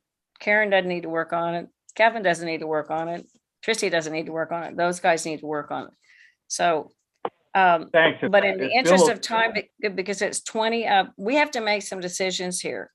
But We're can I gonna ask do- a question? Can I ask a favor? Can someone say in just like simple English what they want from number 3? Like, what are we really asking for in number 3? Because there's a lot of words there, and we all have to approve this letter. So someone just saying simple English, what number 3 we're asking for. Well, and I think that what Kevin's suggestion is that we not have this discussion here. That's why I'm asking that we table this for just a moment. All right. Pull back. I'm going to ask Bill, you or Pete. Well, Pete, you can. I just want you to help edit this. And Kevin's right. And then bring that back to us. Let's move on. And let me just stop for a second and say, we have the next item is the priority exercise setting, which is also where we're supposed to catch up on the things we talked about last time. And also, what was that other thing, Heather? And then we have Talking about the potential of having a tourism attraction thing. I'm almost, well, for that one, on that one, we're going to have to discuss that another time. I don't, even the catch up, because we're down to 20 minutes and we still have to do the priority setting and the framework on, there is an option on the table for us to have meetings more frequently with So planning. maybe we could make assistance, let's just go ahead and make a motion then. So you're proposing that the current motion to approve the letter be withdrawn? We're not doing that right now. And then instead, what we're going to do is we need to make a motion to change the agenda. Wait, So let later. me jump in. Let me jump in here. Pete did articulate that. On number 3, the only thing that to me needs to be added in number 3 is under B, design and construct the Parker Ranch Connector Road to Kamamalu. Because that's the only way we're going to have a second alternative to get from east to west. And it's also going to be I guess you'd call it the bypass when you look at the design and construct the Lalamilo road connector. I mean, so just add that one phrase in there so that it's very definite that that's the place that it was approved to go and that's what it should go to. not going back out to Mamalahoa again, which is going to do nothing to stop the east-west traffic from one way coming through there. The benefit of the connector to Kamamalu is that Hawaiian Homelands has the ability, and all of the east side has the ability to get in and out of town without having to go on Mamalahoa in the future. So it's a way of mitigating the traffic on Mamalahoa, and it's also an emergency alternative so that they can get in and out of town. So if you just add that one thing there, the rest of it is pretty much what we've been trying to accomplish for a long time, and I don't think we have to embellish it at all. Okay. I would agree. I would agree. Heather, have you got that? Yeah, I was going to suggest, I have a list of friendly amendments that have been made to this letter. And if you guys are okay with it, I could read out the amendments for you to call a vote on the motion. If you're willing to let us kind of toy with the language a little bit.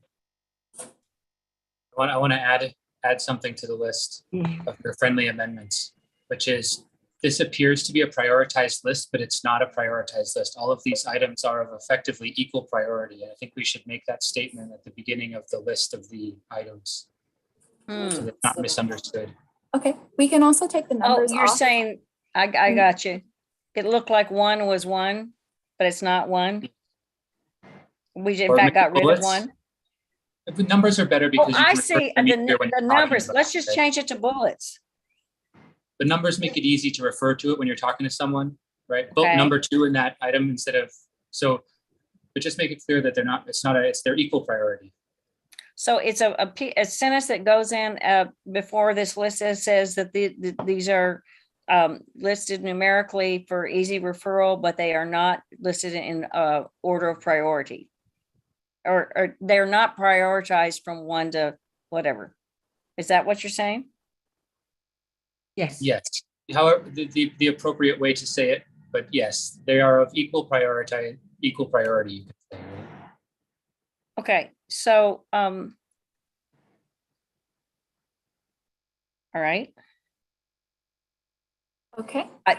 Okay, so Heather, back to that you were saying. Yeah. I don't know that we need to vote on these one by one. If you're asking that we rely on you to accurately record this, and that we go ahead and approve it as amended and edited by planning, I'm good with that. I Just can wanna make run sure- through, I can do Okay, a summary. Would Just that do help? yeah. And the other thing that I just want to say too is that in Margaret's testimony, she talked about the Waimea Kauai High bypass road. Would you folks be all right with me making that a separate item if Bill wants to amend this? So Bill, okay, sorry, let me start from the top. We're taking out this first one. That goes. We're adding for JoJo, she suggested adding the Kailapa Road emergency route. Also referencing the emergency shelter and where it's spoken about in the CDP. So we'll add those items to her. Okay, but put that down with the rest of the Kauai stuff. Right, Put that'll that down. be number 7. Okay. Okay. Oh, before we take all of them and turn them into bullets, of course. Okay, Bill amended item 3. So what he wants to do is just focus on this: design and construct the Parker Ranch Connector Road to Kaimamalu. So that's what item 3 would say, and we can embellish that more with how it's referenced in the CDP, or my suggestion. I thought keeping everything that was there, but just adding that one part to item B. Oh, am I mistaken? No, you're right. That's what he said. He just said what you said. So we're just talking about changing B to say exactly what Bill said. Yeah. Hey, Heather, just an FYI, the approval in 2008 by the county was to go to Kamamalu. So, I mean, it's not as if it isn't there. It's just that it sort of just decides to change. They already changed it in the order that they installed it, and they haven't done the third connector. So if you do say to Kamamalo, it's being very direct. It's not an alternate. It's the way it was approved. Sure. Okay, so it's a very intentional. Yeah, and the other thing that we should be aware of is some of these, like Waiaka, is a state project.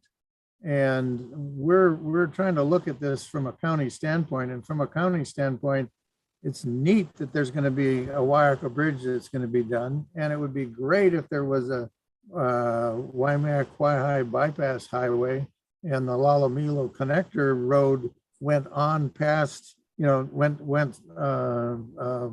west, but you need that east-west connection, and that's what B is all about. Okay, wait. You just said something super important. What? Well, this is, our letter is to the director of the planning department, essentially to advocate for us to get the mayor to allocate money. If the Waiaka Bridge is state funded, we don't even need it on the list here because he's not going to make that decision. This letter is to the, okay, so this is not a county issue.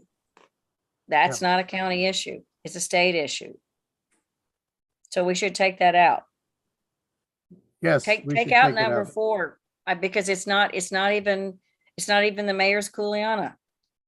So 4 goes. And by extension to the Waimea-Kawaihae bypass road, right? Is also state. Well, that was just a design thing, but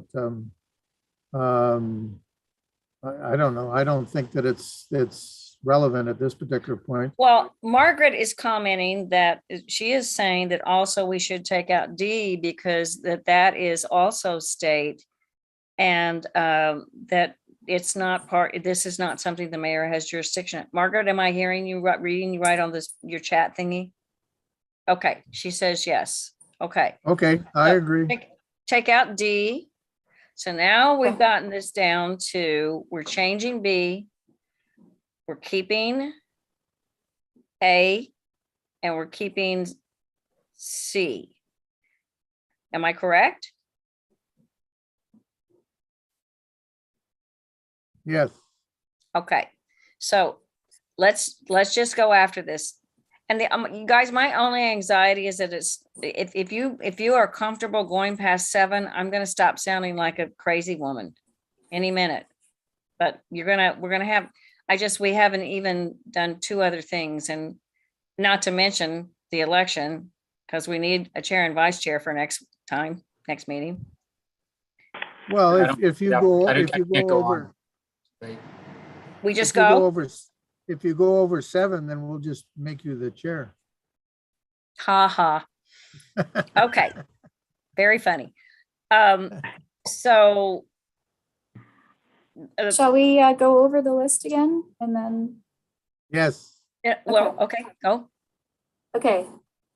We are proposing to take out item 1, to add a 7th item for the Kailapa Road emergency route. On item 3, we're keeping A, B, and C. And we're adding. No, we're changing B. Yes. Changing this, B gets edited. Yes, Okay. B is getting edited to add to Kaimamalu, and we're taking out D. So we're keeping A, B, and C. We're taking out 4. And we're changing the numbers to bullets and maybe adding a note at the top of the list to say this is not a ordered list. Okay, and in terms of the things that we are keeping in on Waimea, and I've been trying to look while I'm listening, but on page, so I think that everything that I pulled on that was on page 75 and 76, but I don't know. I'm just pulling off of so what I would like to authorize the planning department to do in addition is double check that those pages on reference in the Waimea thing are correct in the CDP, and I'll help you work on that. But Margaret keeps bringing it up on the chat thing, and I can't find it right now. So we just need to make sure that we are referencing that whatever we put in there in B is going to come, because we're saying this ties back. Yeah, see, I'm not, well, the Kailapa, that's the Hawaiian homelands. I don't think it's in the CDP either, because I don't think that's in there, Jojo. I mean, I looked pretty careful. I used to live in Kauai. I got your back, girl. But I didn't find it in there, and I haven't had a chance to reference it. So Well, you might have to leave this out. I mean, that's an add-on, and then we would have to do something else. I also have a question about what the Mauka boundary is. I think it's there's a dirt road at the top of Kailapa that goes into adjoining property, and there, I mean, it's an emergency that could be expanded, but I don't know. That's just my gut. I think Diane would be very knowledgeable about the Kailapa subdivision and probably summarizing or contacting Ruth, maybe. I'm not sure if that would be a better solution. you're saying Diane, our former chair? Oh yeah, she would know this like the back of her hand. Absolutely. Right. Yeah, she would. So if people are comfortable with agreeing to this, conceptually agreeing to this letter,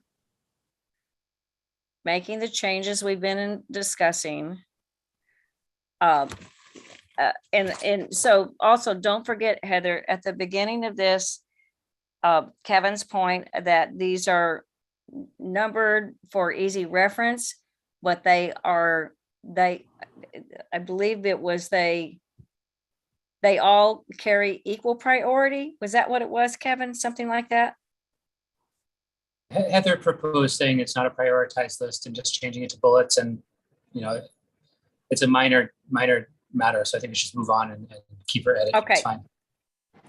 Wait, I got one last thing. You saw what Margaret said, and I think she's correct about number 3 is that A, implementing short-term mitigation improvements around Waimea Town Center. You probably need to just get that out of there because you want to focus on the most important things for the town. That's the design and construct the connector road to Kamamalu and also the other. And we're looking at this letter because of the funding that's coming. And what we're trying to do is we're trying to focus it in as best we can. The short-term improvements mitigation, there's been a lot of stuff done between the state and the county on envisioning these things, improvements to the intersection and all that. And now that the road's going to be a state road going through there, that's probably going to be something that's going to come out of the states moving on it rather than the county at this point.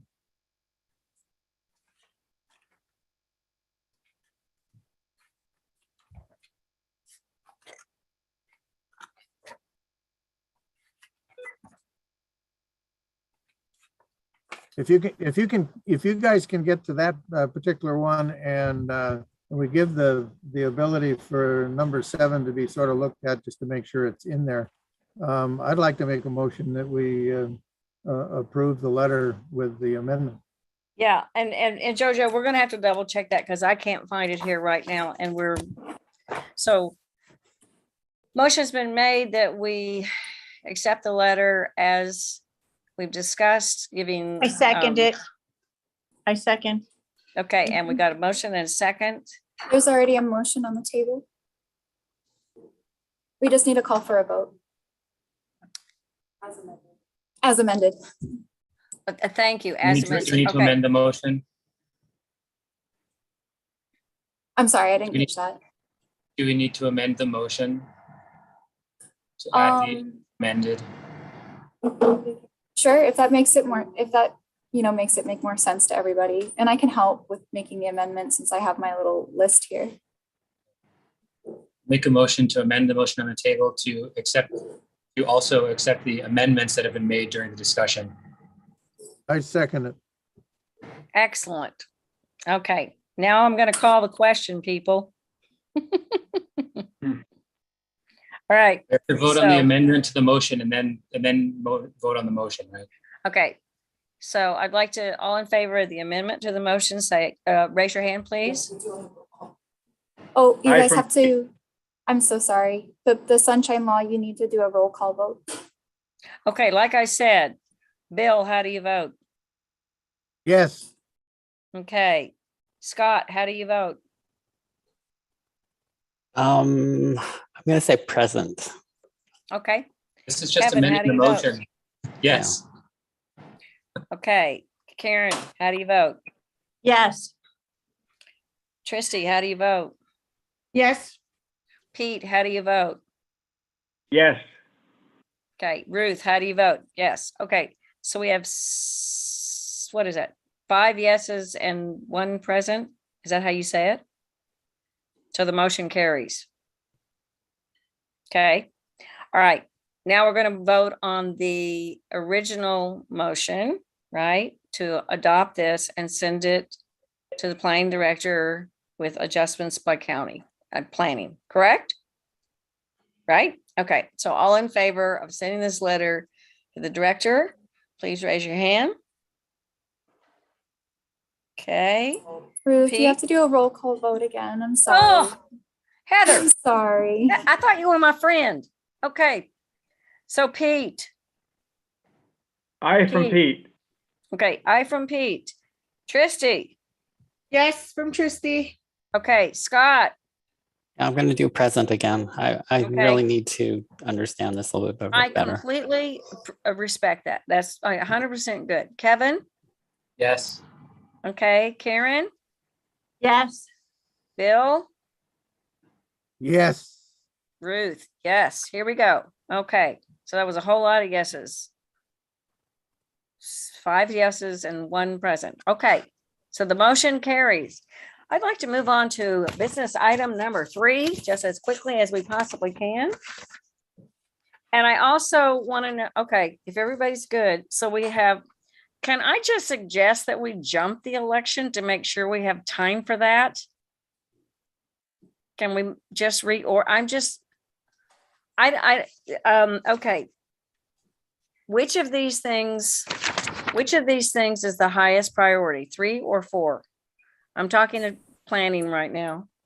Well, 3 is going to be a long discussion if it's done right. So if anything, I would say that would be a good one to postpone if that's Well, what I you're know, asking. and I know you put a lot of work to it and you prep for it and all this kind of stuff, but it is important and we're not going to be able to, I don't think we're going to be able to do it. I do think we can talk quickly about the interest that we have about having meetings that have support from planning, but not planning present. And that's item number 4. That's what that is. It allows us to have meetings as an action committee because the last time we met as a committee was 4 months ago. Is that right? November, December, January, February. Yeah, 4 months ago. And that's just really hard to get anything done. So, well, if we could do that, if we can table item number 3 and move it immediately to our meeting for May the 9th, okay? Could we call for a motion on that just to make sure everyone's on the same page? Okay.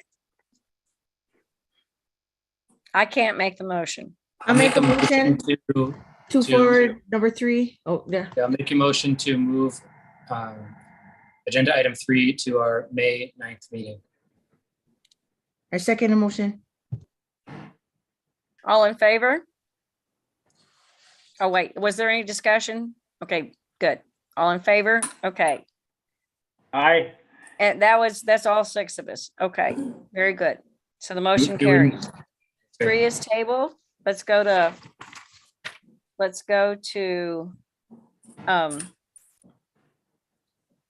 quickly to 4. And then let's see. It says as part of the 2022 road mapping session, action committees is requested hosting their own meetings. So there would be certain things that we would have to be clear about and be sure that we're careful about sunshine laws. We also would need to have someone taking the minutes, right? Okay, so I guess what I would say, do we have to have a motion to discuss this? I guess so. Anybody want to make a motion to discuss item number? You don't need a motion. Okay, and a second, please. Karen, second. Okay, very good. Okay, so where are people on this? If you have an opinion on it, if you have an opinion one way or the other, just put your hand up so we know how many people want to talk on this. So Ruth, I have like 3 slides that I could show you guys that kind of outlines what this would actually mean for you folks, if that would help previous to the discussion. Yep. Okay. Okay, let me share real quickly. Okay, are you guys seeing this? Yep. Yes. Okay, great. And so let's see, many of our, oh gosh, I want to go forward. Oh, there we go. So as you guys know, like lots of our AC members from around the Moku, from around the island, have been asking for more regular and frequent meetings. And I think you guys know our team well enough to know that we would love nothing more than to be able to provide the support needed. But the reality is that we just can't do it. And so this is a creative solution that we hope can help to solve for some of it.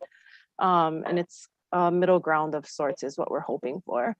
And so what is an action committee hosted meeting? It would be meetings that were organized and hosted by action committee members, and they would be convened in between the already scheduled quarterly meetings that we have on our calendars. And we think what you folks have been sharing is that this would help with continuity, and it would add additional touch points with community, which I think we're all of us are especially feeling kind of a disconnect given just the state that our communities have been in over the past couple of years. And then you're not solely reliant on county capacity. And so who would host these meetings, who would organize them? It would be run in the same way that they're run now, where the chair and the vice chair preside over the meetings. They would ensure that there was quorum, community would be invited, council members could be invited, same kind of overview that we use now. And these meetings could be called, as long as we are in compliance with Sunshine Law, they could be called at any point, as long as the AC is available. And so in some of the discussions that we've had with other action committees, some have thought it maybe would work better to just have it as an as needed basis. So yeah, this would be wonderful if we needed to say approve a letter that we didn't get to talk through at one meeting, but we needed to do it the next month. And other action committees have said, yeah, we want to commit to this and just keep it rolling every month. We're going to have, every month have a meeting scheduled. And then the where part is a little bit more complicated because after the governor's proclamation expires on March 25th, it will require one in-person site for a Zoom hybrid. And so we could still remain on Zoom, but then we'd have to provide a in-person site. Or the action committee could decide to just do in-person and not do the virtual setting. And then, so who would take care of what, and how do we know what our kuleana is? So AC members, in the same way that we do now, AC members would prepare the agenda, they would convene the meeting. Something different would be that a member of the action committee, or it could be a community member, if that's who the chair decided to appoint, would keep the minutes. And so AC would facilitate, AC would take care of any follow-ups that came out of the meeting, and of course ensure quorum and that we're following Sunshine. And then on the staff side, we would continue to post the minutes, post the agendas so that we're in compliance with Sunshine. We would, if you decided to do the hybrid version, we would provide the Zoom link. And so we would set all of that up. We'd start the meeting for you and then turn over the hosting to you folks.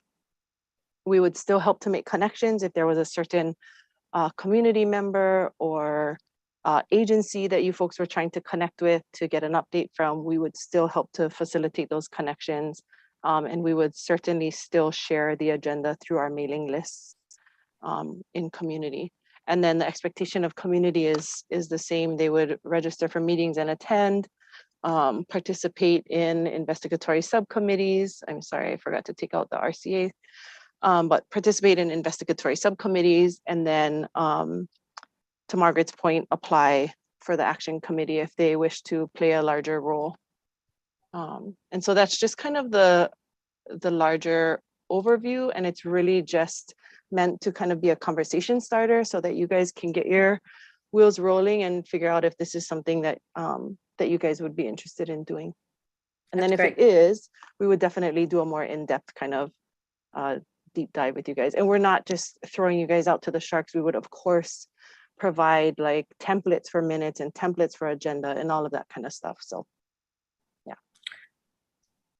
Thank you, Keiko. That was great. Can I just ask, Bill, your hand is up, and I'm sure that means you want to say something.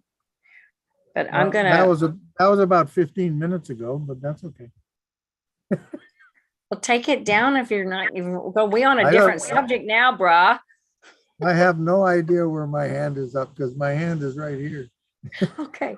Well, you got this little white glove on your screen. Okay. I do. So, Well, that's my computer. Wants to talk to you. Kevin. I had suggested something like this in some previous discussions. My suggestion was a little more towards having sort of community engagement meetings that are hosted by action committee members, but are not formal meetings. So there's no quorum and no minutes. I just wanted to know if this was the sort of sort of more formal proposal related to those suggestions I had made, or if this is something that would be proposed in parallel to that other suggestion I had made. Sure. I think my answer is that it's in parallel to that, because anytime there's going to be more than 2 action committee members together, it has because of Sunshine Law, it has to be a formal meeting. So if there are 2 of you or 1 of you who wants to have a community meeting on their own and engage with folks in your own community, that's always welcome. It's anytime we're going to go above 2 action committee members working together. Hey, Kevin, keep going. Yeah, so I think my suggestion was to have the county support the individual or maybe up to 2 action committee members that would do community engagement meetings with some budget or funding to enable those meetings, right? I think these formal meetings, the reason I think there's an important difference there is that in an informal meeting with 1 action committee or 2 action committee members, I imagine typically 1 action committee member would have a community engagement meeting on a topic. It's easier to explain the expectations of that meeting to the community members that come and attend it, because you can say, hey, this is just me having a meeting to get your feedback. It's not a formal county, like a formal meeting where we're doing any business, right? And you can be more casual and you can do have some good discussion and so on. When you have a formal meeting, suddenly there's a lot of rules you have to follow. And I think it makes it more difficult to have a really good kind of talk story session with a bunch of community members. So I think that it's a fair point to say this is something that's in parallel, but I don't think it doesn't replace the other idea of having the ability to have some sort of county supported informal sessions. Could you put are the slides still up? No, they're not, but I could put them back up. We're gonna share them with you folks too. Or maybe I guess I need to think about this particular thing before I have a lot more comments on it anyway. So somebody, Scott, either you or Tristy had your hand up when Kevin did one of you have Tristy, did you have your hand up? No, thank you. No, thank you. Okay. So I just want to see, okay, so we're actually now talking about 2 kind of, as we've established, are kind of different things. And I do think that what Kevin's talking about is something we've been missing in large part because of COVID, but that we haven't come together in smaller coffee clutch kind of things. And I think we can look at that. I guess what my question is, since if we met in the way that Keiko outlined for us, where, you know, basically the committee members are taking the lead, planning is supporting, but they're not taking on a whole nother series of jobs. That we have to, my main question is, if we had that kind of a meeting and we need quorum, kind of see 5 hands of people who would attend it. Raise your hand if you would attend a meeting that wasn't like, so Karen would, Tristy would, I would, Kevin doesn't have his hand. Oh, Bill would. And Pete, where are you? Sorry, I had kids crying for a second, so I missed a little bit of that, Ruth. I Okay, apologize. so I'm just asking by a show of hands for people that would come to that meeting that was off, not in the planning. The planning wasn't the key force driving it. So if we have to have a quorum to do anything, then it's important to know if people will attend that, because otherwise there's no reason for us to do a lot of work to do something that people aren't going to be there. Sounds just like, you know, if you're on a board for a homeowners association, you have a specially called meeting on a specific topic or something, then you attend it if that topic is relevant, right? So I think it would just depend on the agenda. Okay. So, but in general, it seems like there's support for that. Pete, I can't see you, but would you be, was that something that makes sense to you?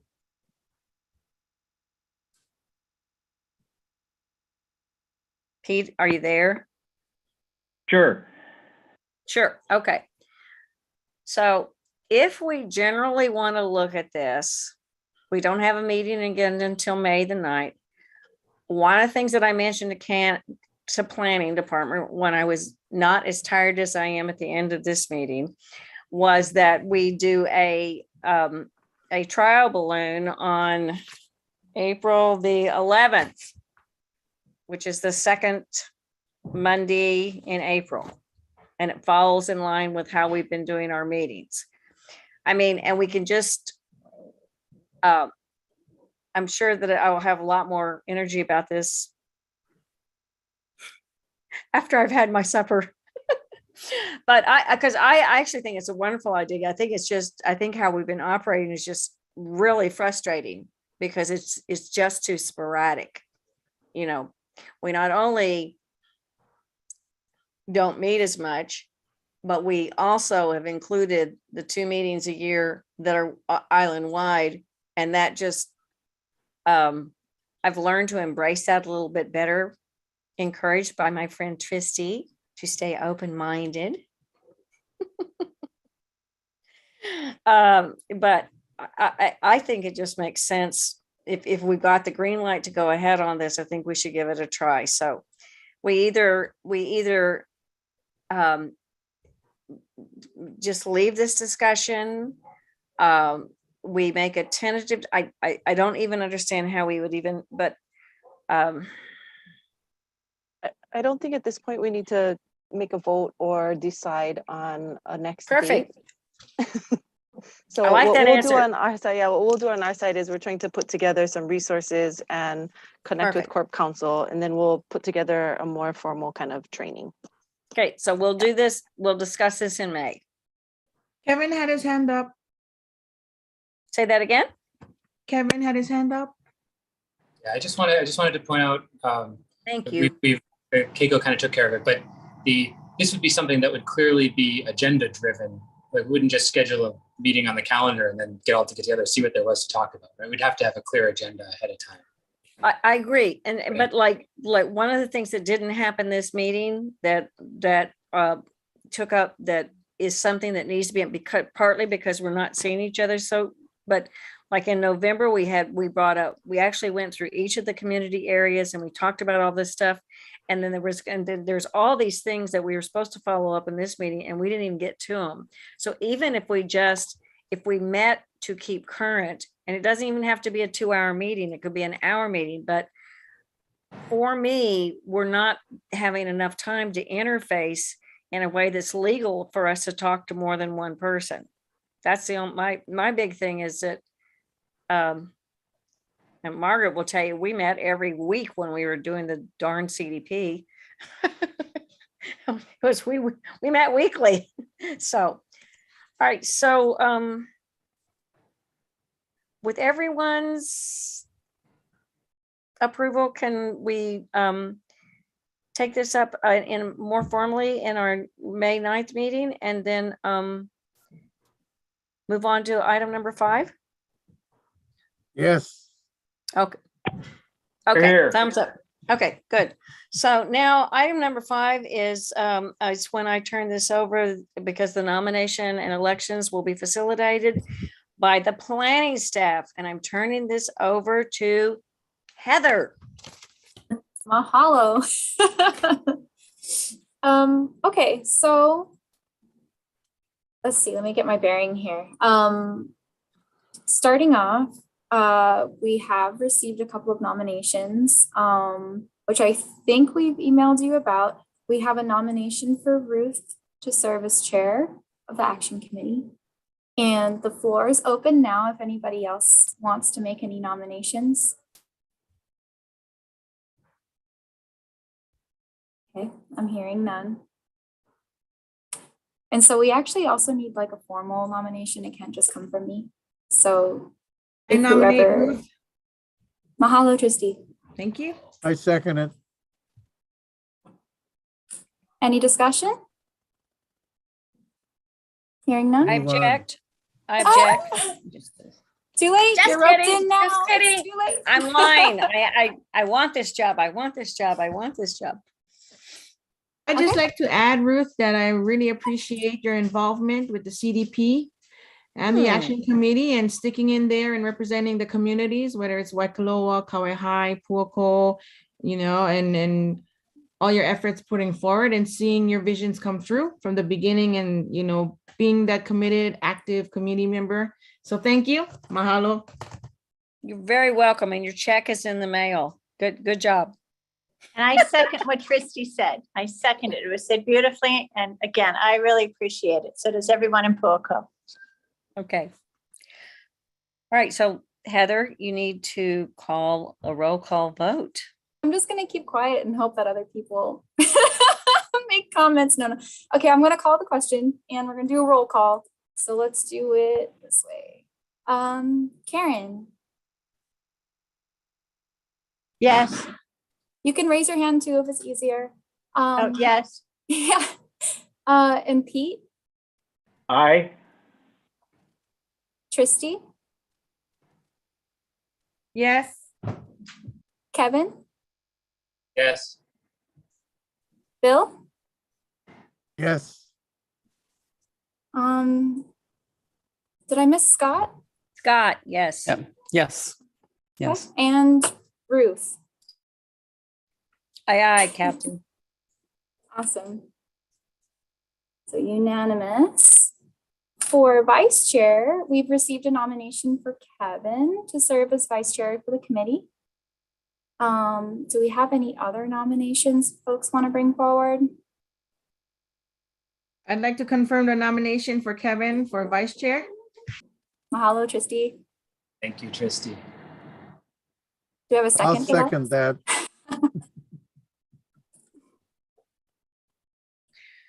This does make Waikoloa a rule if this vote goes the way I think it's gonna.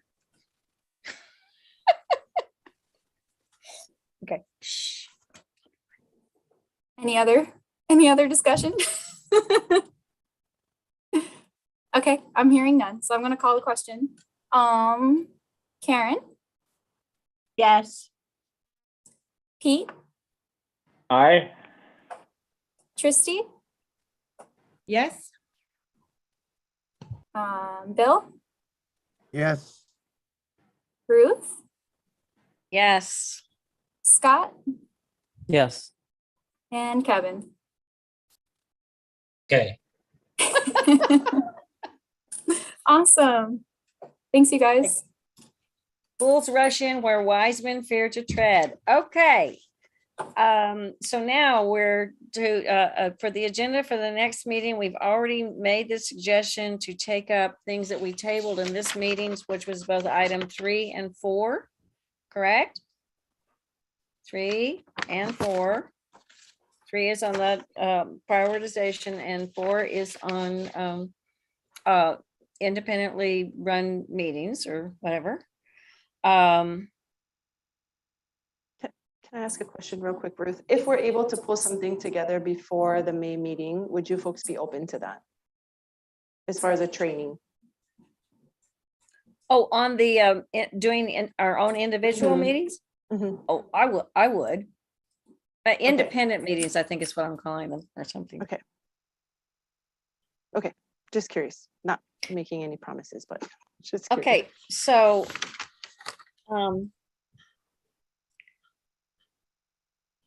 okay, so then I'm supposed to say this.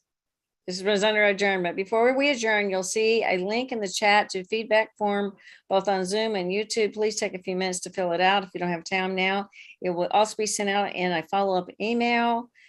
Jazzy's going to drop that in there for you. And so it gives the URL on there and you'll have that. And now may I please have a motion and a second to adjourn at So move, Christy. 7. Wow, at 7. Oh, I thought it says that was my second hand. Never mind. At 7:22. I second. Okay, all in favor? Raise your Aye. hands. And the motion carries. Thank you very much for your service. You guys are great. I'm excited. And this is a good team. Scott, I hope we haven't overwhelmed you. Thanks, everybody. Night, everyone. Thank you. Good night. Good Take night. care. Thank you, everyone. Have a good night. Yeah. Bye-bye. Mahalo. Aloha. Take Aloha. care. Bye.